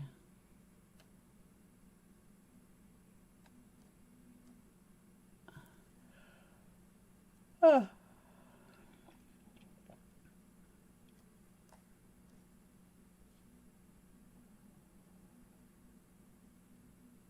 Oh, there's the Chris Watts one. I don't know. You know what I'm saying, though? Casey Anthony Spirit Box. My mom did it. I don't know. I have a hard time believing. And I do believe, but not like this. This is all based on rumors. And I've said that from the beginning. Show me answers that are confirmed. Show me answers like the spirits are telling you what happened. The spirits can tell you what happened then. Like there have been stories where the cops, granted I've watched it on TV, I'm going to be honest, but they're documentaries and they're cops that use psychics. And the psychic will call the cop and be like, she's under a tree on, 16th Street. There's this, and this. And then they'll be like, oh, we already checked there. And the psychic will be like, no, that's where they are. That she led me to her. And then the cops will go there and that's where she'll be. And I don't mean false TV. I mean like real documentaries on ghosts and psychics and that stuff I believe. Because they're putting the police station, their names, everything. So I do believe that. And I believe that can happen. But spirit boxes, I could do a spirit box right now on my Apple. And get you the same kind of sounds. And I can hear what I want to hear. But I really do think it's someone backwards. I really do. I just don't believe in them. So Mickey, you asked, let me give you my short story. I had a couple of them, but when my ex died, and this has always stood out to me. My ex died in April of this year. And for the first 2 weeks, maybe 3 weeks, I had dreams about him every night. I had dreams we were talking. I had dreams about our son. Him talking to me about our son, him talking to me about, what happened and how he died and everything else. And then I didn't have a dream for 2 days. Then I started having them again. And I would have them in him being dead. And one day I had this dream that I was me. But I'm going down this blue and yellow tunnel. I don't know if it was a tunnel. But it was almost all meshed together. And I'm floating through this tunnel and the only thing I could feel, I don't see my body, but I do see my head. And I'm just going through this tunnel and I'm going down and not down this way, down through a path. And I get to the end of this tunnel and I see this ball of white light that's jumping back and forth, almost over a swimming pool kind of thing. And the feeling I get is he's screaming I'm free, I'm free, I'm free. And that's what I kept feeling. I couldn't hear it, but that's what I kept feeling that he was doing. And I knew it was him. It was just a white ball of light. But it was this tunnel brought me to this light. And I just kept seeing him jump all around and going from side to side to side.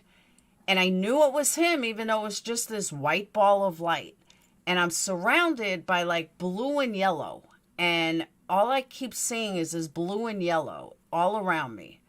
And ahead of me is an open area with him over this, I don't know what he was over, but jumping back and forth. And I woke up a little while later. I have not dreamed about him since that night. And I don't know if that was my message by him telling him he's free, he's fine, he's passing on, he's moving on. He's done his job here. I don't know. But I'll never forget that. The next day, I happened to be talking to my friend Lindsay, she's an ex-mod. And she says to me, have you ever read the book Journey of Souls? And I told her about my dream. She said, do you ever read the book Journey of Souls? I said, never even heard of it. She said, it's written by this doctor and she tells me all about it. So I was like, is there an audiobook? She said, yeah, there is. So I went ahead and signed up for audiobook and I got the audiobook. The most interesting part about the book is that they discuss a blue and yellow tunnel leading you into the afterlife.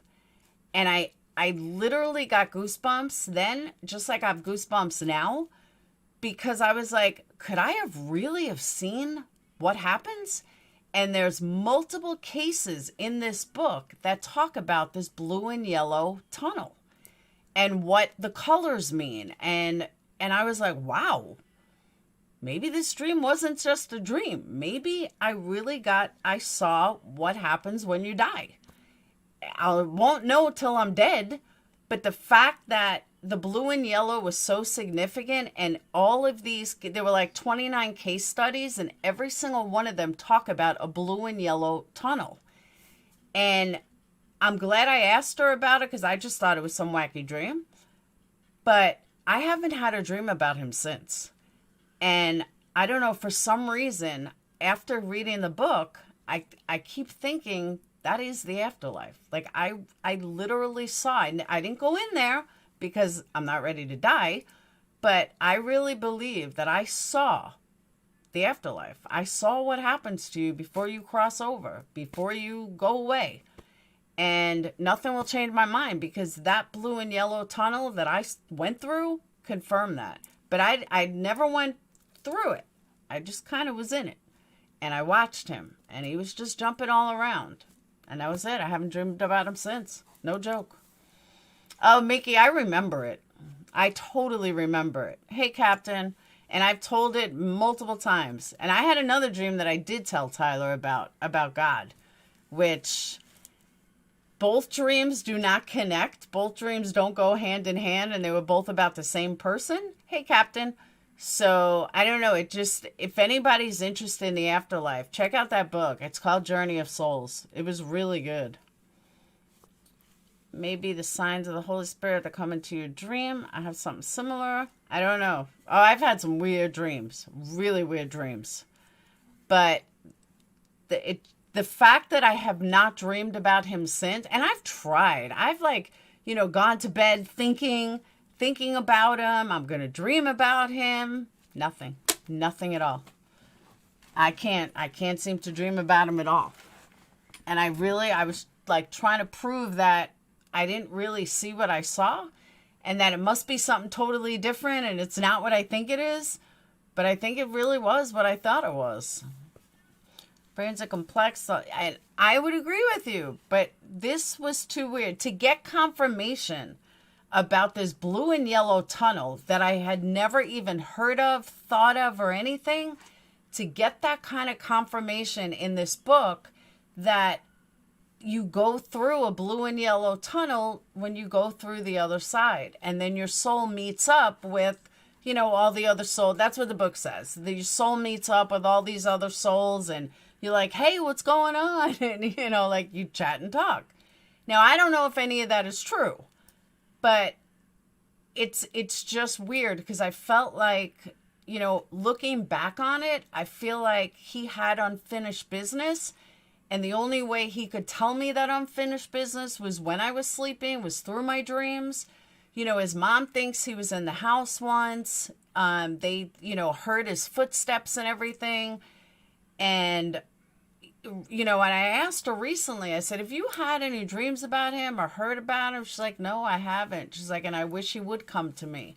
And it just makes me feel like he crossed over. Like he was the first 2-3 weeks before they buried him, burned him, but before, because he died on April 8th and we couldn't bury him until the 29th. I think his funeral was the 29th. So when I came home, I didn't dream about him so much there, but when I came home, I did. And, it just makes me wonder, did I really see what I believe I saw? And nothing's going to convince me that I didn't see what I saw because I didn't know about the blue and yellow tunnel. I woke up thinking, this is fucking weird. And I even said to Lindsay, I said, I had the strangest dream last night. Like, she's into the same stuff I am. But I was like, I had the strangest dream last night. I have never dreamt like this before. And like I said, it was called Journey of Souls. April. He died in April. Ghost Whisperer was good. I agree. But I'll never forget the jumping back and forth of, I want to say it was over a swimming pool, but it wasn't a swimming pool. Like, there's no reason for a swimming pool, but it was, I just remember seeing a square. And I remember him just jumping back and forth. And all I kept hearing was, I'm free, I'm free, I'm free. But almost like in a kid, like I'm free, I'm free, I'm free. Like that. That's what I remember. I have talked about it in chat. I've talked about it a bunch of times. But yeah, it's Journey of Souls by Dr. Hold on, let me look it up. Journey of Souls.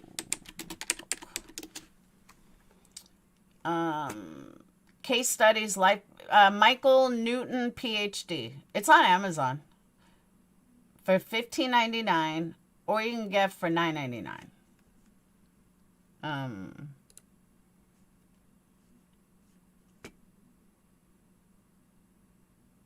Journey of Souls and I haven't read Destiny of Souls, are two of the most fascinating books I've ever read. It's a life-changing book. Already over 1 million people have taken Journey of Souls to heart, giving them hope in trying times.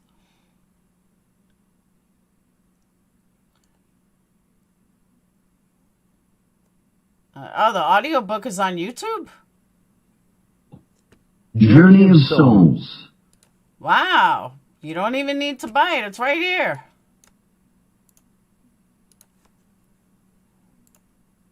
There's the link. 800,000 views. This is part 1 of 2, and it's almost 5 hours. I had no idea it was on YouTube.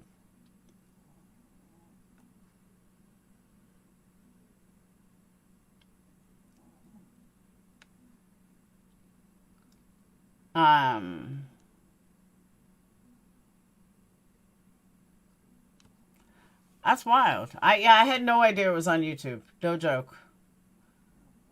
Damn, I could have saved myself some money.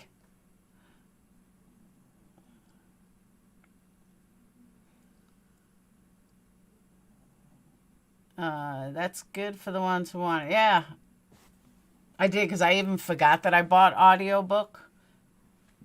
I found the first half of the book much better than the second half, to be honest.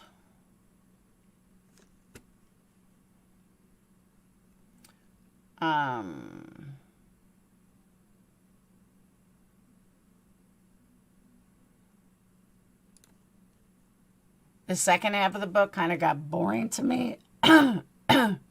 Second half of the book kind of got boring to me. But it was really good. I get anxious and stuff like that.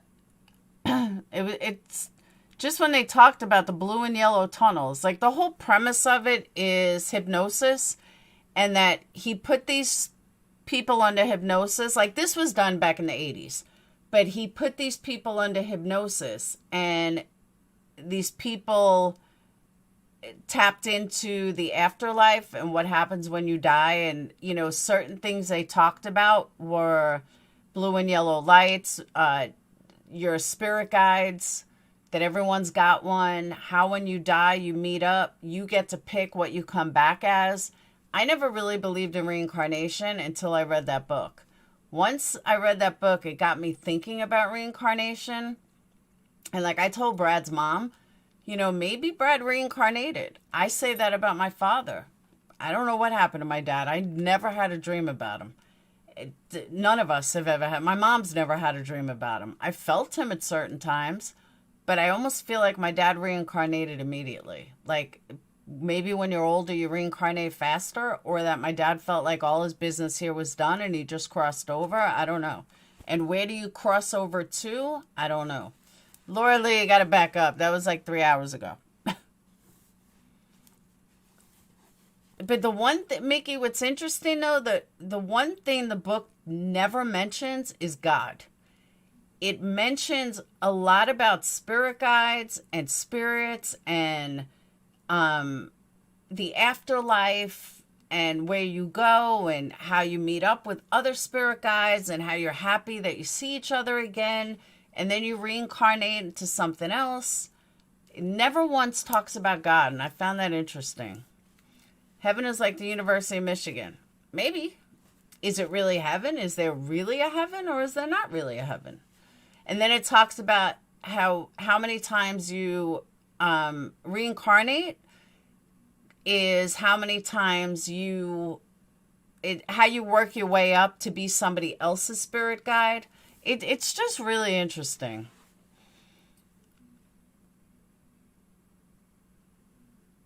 Watch my grandpa's soul leave his body. The more I say, me and my mom said that about my dad too.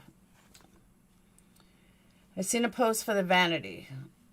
Which vanity?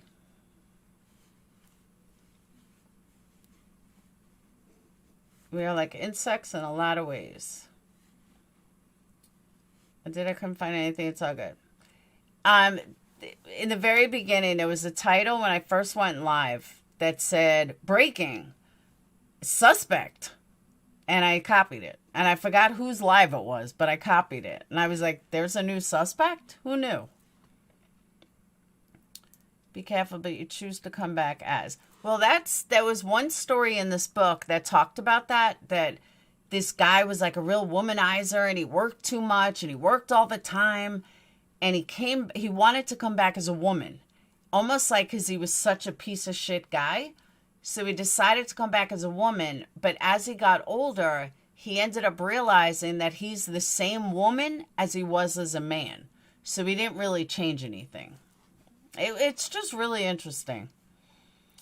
Starting a channel, third channel, I'm not kidding. What, about the afterlife? I'd probably fight with people.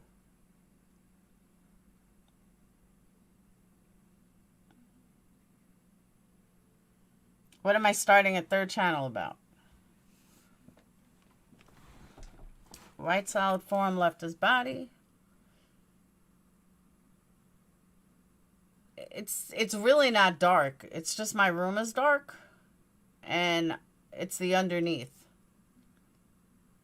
I haven't dyed my hair. It's getting done for Christmas because we're going to my sister-in-law's. But yeah, it's just because it's dark. She needs to redo it. But no, my hair's still blonde. Just my room is dark.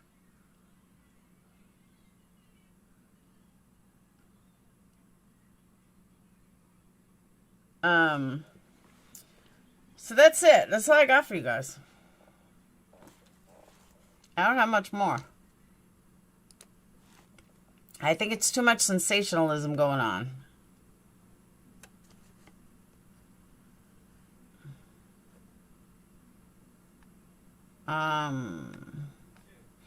Is there anything else that I should know about?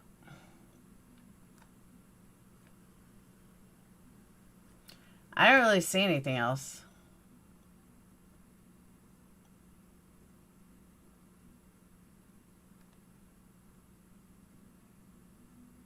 I really had no idea Journey of Souls was all over YouTube. That's crazy.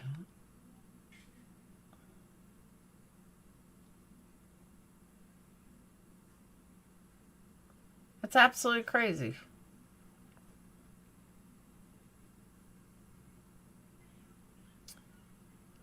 You're just more. Someone else said that.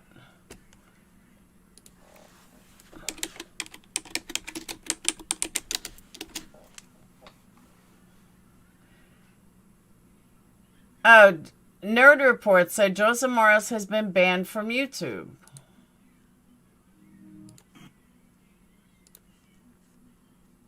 Hold on.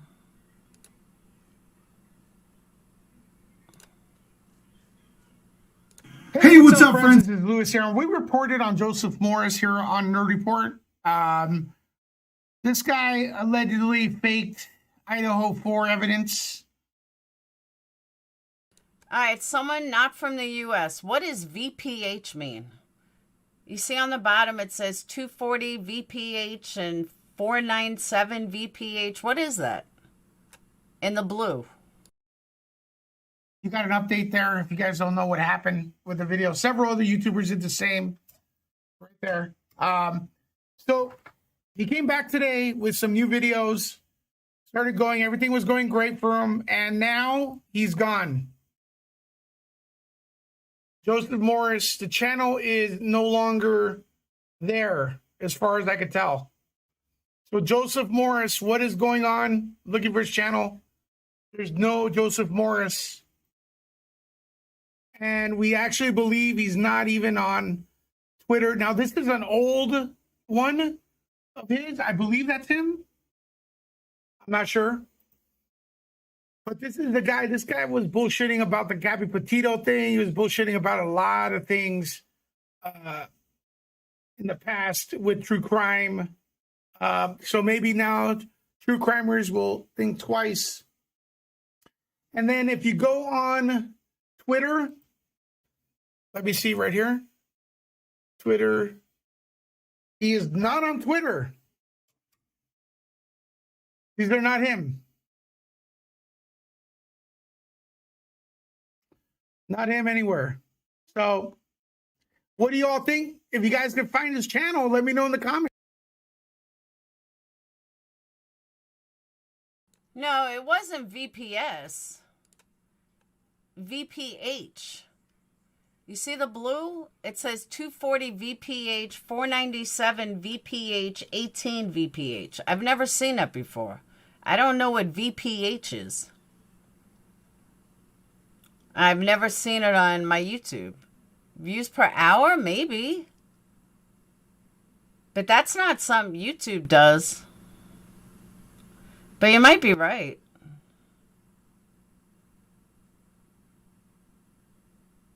Isn't it amazing how good your subs get when someone like Popcorn Planet recommends you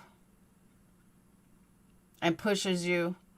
You get 50,000 views quickly, even if you're boring. Just saying. Views per hour, maybe. I just never seen that before.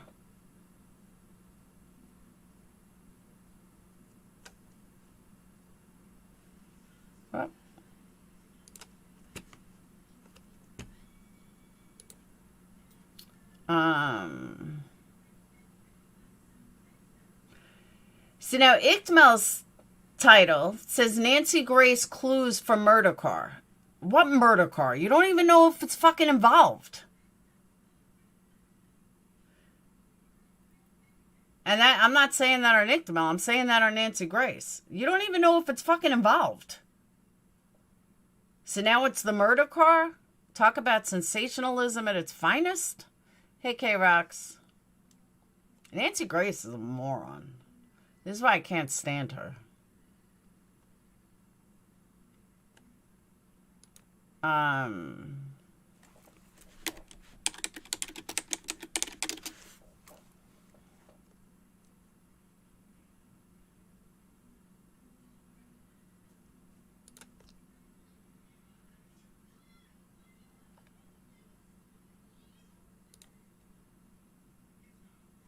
Big thank you to our partner making today's crime stories possible. It's our favorite, Sara Lee.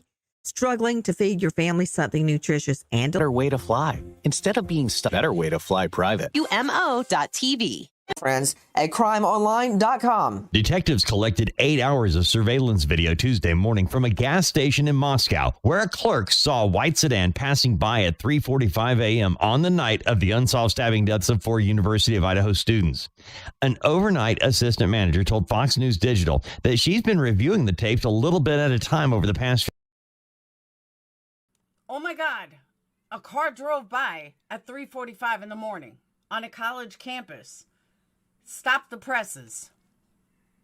Few days looking for clues in her downtime on the graveyard shift. She said she was not working on the night of the murders. Monday night, she said she reached the 3 o'clock hour and spotted the car. The car drove by real quick, she said, and then it turned down a side street off Highway 8. She said she took a picture of the screen and sent it to an email address police have set up to receive tips, and a few hours later, detectives gathered up the footage. You know what? I hate people that say, I told you so. I hate that. I try never to say, I told you so.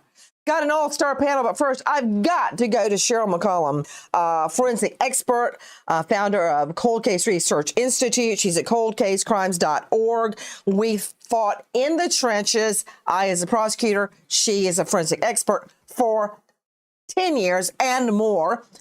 Cheryl, how many times have I screamed, look for video? Remember when this became pertinent in the Alex Murdaugh case when a strange... We all said that, Nancy Grace, and we're just internet sleuths. Thank you, Jen Jen. And we're just internet sleuths. And even we've said it. A stranger shot him in the head on a rural road. Absolutely. And I said there's going to be no video footage on that rural road. But what about the turn-ins to get to the rural road? Sure enough, I believe it was an Ebenezer Baptist Church sitting right there at the turn-in with the camera front and center. And here, you had to get a gas station clerk to find the video of the Elantra. Really? Here's this girl, this woman in her spare time coming through video, and she basically has to deliver it on a Christmas tree.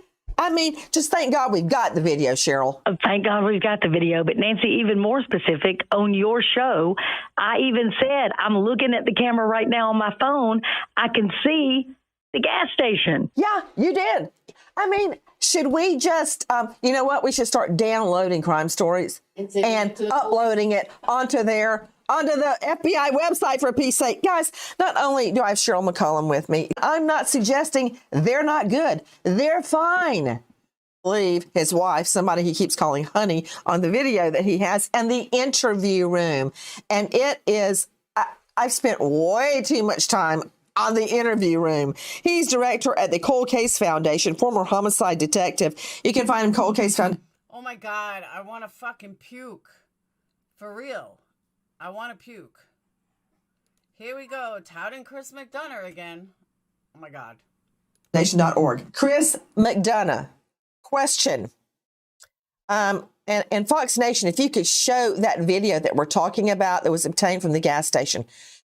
In your video, you are driving up very slowly the main street there in Moscow, and you turn left, as I recall, at a gas station. Is that the gas station, or is it? Yes. That is the gas station. No, that's not the right one. That's not the right one. No, it is. It is actually on another approach, Nancy, into that area, meaning from the main 95. So there is a way around that A&W down at the corner there, which is on the video. Right. And the gas station that this vehicle is seen is approximately 1 mile away as a crow flies to the house. And there is a back way to get into the student, campus area. But once you're on that main road there, Taylor, you're stuck. It's one way in and one way. As you were looking for any other cinder blocks in your video, and you go up Taylor, and there's the house, the front entrance, Jackie, right there. So you're telling me this car speeding by, it was going at a pretty good clip. The white Hyundai Elantra in question is speeding by 1 mile from 1122 King, which is the murder house. 1 mile as the crow flies at 3:45 a.m. Right, and you can't. I couldn't tell personally if the vehicle's leaving or coming towards the area. And the challenge with that vehicle, though, is once it gets up onto King Street, where 1122 is, they have to go up that, road there and around that building and back down the side of the house, and then come either park on that street or park in that parking lot behind the house, or park in a parking lot next to the apartment complex. Exactly. I've argued to juries many a time. I'm going to throw this to Earl. As to why a car would be going specifically into that neighborhood. Like you said, there's one way in, one way out. It's not like they were going somewhere else. They were heading into that neighborhood for a reason. So it's imperative that they identify that vehicle and the people that were in it. We have looked very carefully at all of the homes, and there are a lot of them. You can't really tell from the picture we keep seeing on TV. It's very congested. Oh my God, I can't with him. It gives me the creeps. He really does. No, Daniel, I haven't seen it. But he seriously just gives me the damn creeps. Ew. Nancy Grace, bombshell announcement. Really? Not a big fan. I do appreciate what he did for the Kylie. What did he do for the Kylie Rodney case?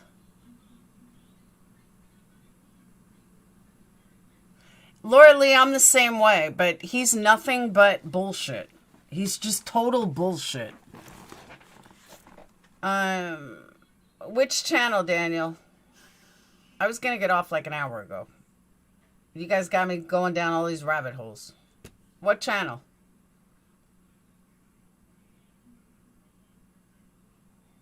See, Laura Lee, I can't deal with him. He's too fake. He's too phony.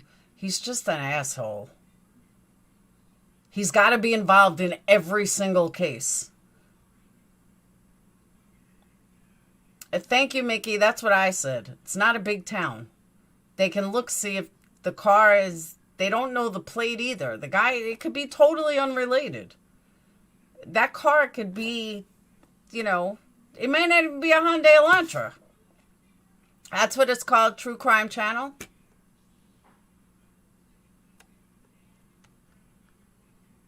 Hidden True Crime. I'm not.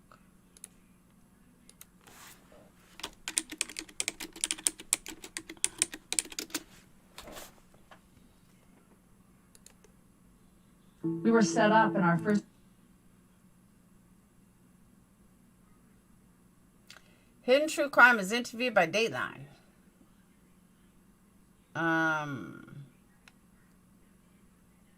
Was it live? There we go.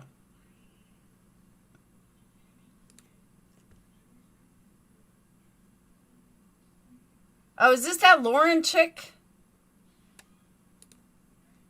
Oh. Is this that Lauren chick?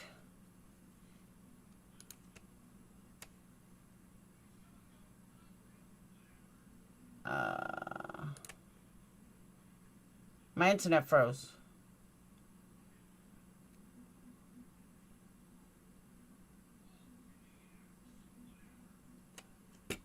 I got too many windows open. Hold on.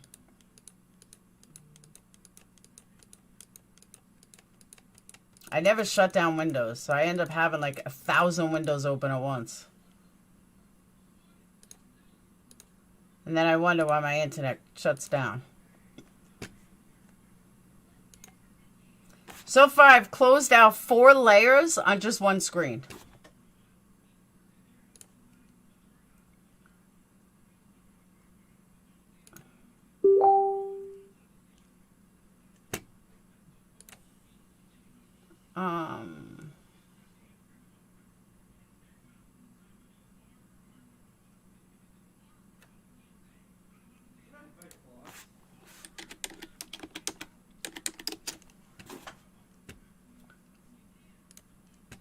Hold on. All right. It is... What was it called again? Hidden True Crime.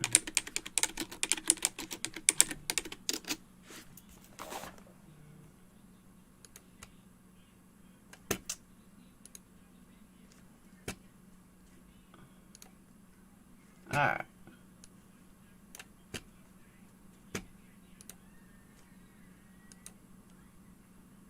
It's not working.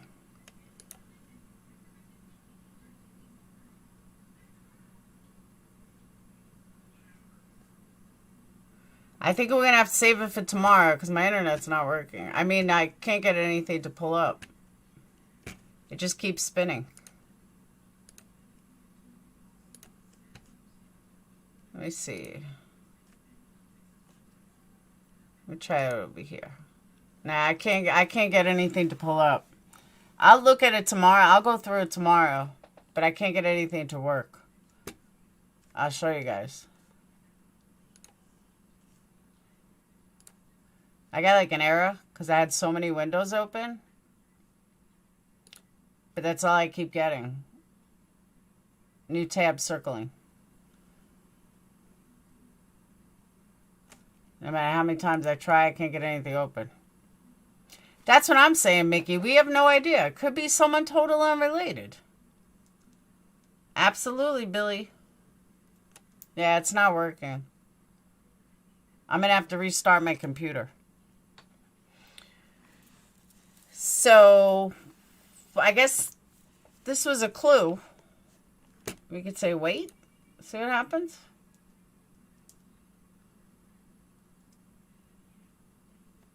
He keeps just saying wait. I must have had 70 windows open, no joke. Exit pages.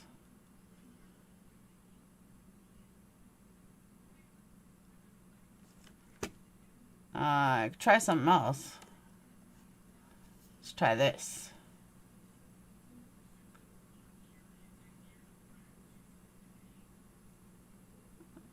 $51 degrees. All right. All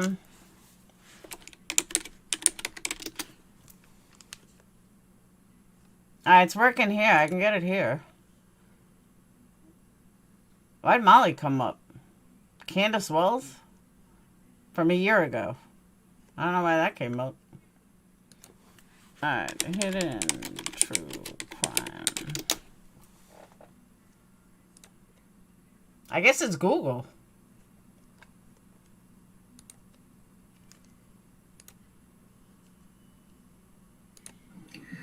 Yeah, it is that Lauren girl. That's what I thought. Alright, let's check it out.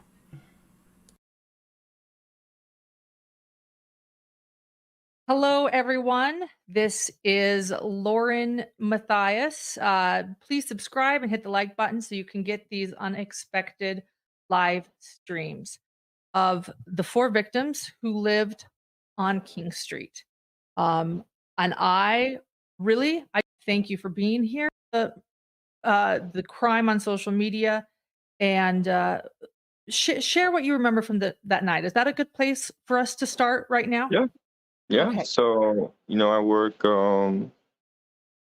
about like 10, usually like 9 to 11 hour shifts. So I went to work. I got off around, I think it was around 12 that night. It was kind of like a late close, and I like bullshitted with like a coworker for a little while after work, and then I went home. It was around, I don't know, like 1:30, 2-ish a.m. Was maybe when I got home, maybe and I'm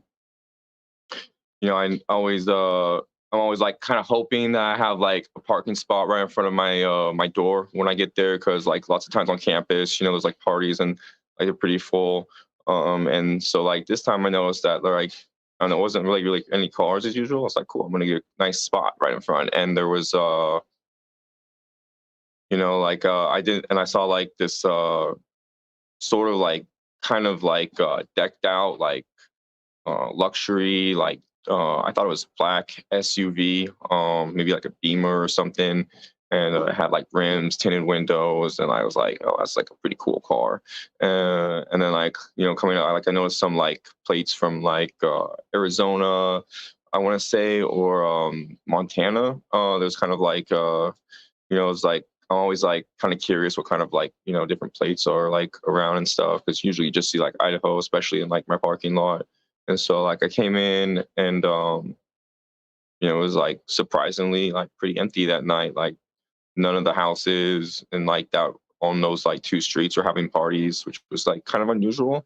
And then I went home, was like making some tea, just like doing some contact staff drills and like stretching. I think I played a game of League, and then I went to bed, and then as I was falling asleep. It usually takes me like 30 minutes to an hour to fall asleep. Like, I don't know, I guess, I dismissed like initially like, one of my neighbors returning. Oh, wow.